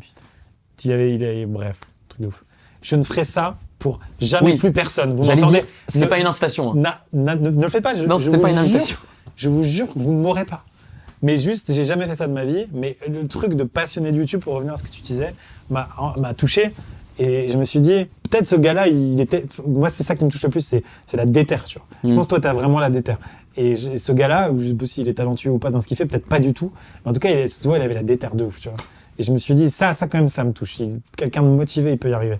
Si vraiment ça te transcende et que tu vis qu'à travers ça, tu vas y arriver. Et j'espère que la fin de l'histoire, ça devient le prochain Inoxtag et que tu recevras sur ce canapé. Et il dira, j'espère. En 1900, je me suis pointé devant les studios La Mixem et il m'a fait la visite. Mais t'imagines la dinguerie? Voilà. Je pense que je vais prendre un mindfuck s'il me fait ça. Ce serait fou. Mais mec, il était très jeune, mais faut qu'il perce. Faut qu'il perce. Donne tout, perce. Volontairement, je ne sais, je peux pas le retrouver. J'ai aucun contact. Peut-être qu'un mec va mytho aussi un jour. Évidemment, dans les commentaires, ce sera tous les gens. Mais c'est mon père, je le connais. C'est moi. Un sweat gris. Mais oui, attends. C'est sûr. C'était pour les 900 000 abonnés, c'était le cadeau. Merci 900 000 beaucoup. 900 000, putain, on arrive. Putain, bientôt on arrive trop au fait, mon million. gars. Et ça, Internet ne l'oubliera pas.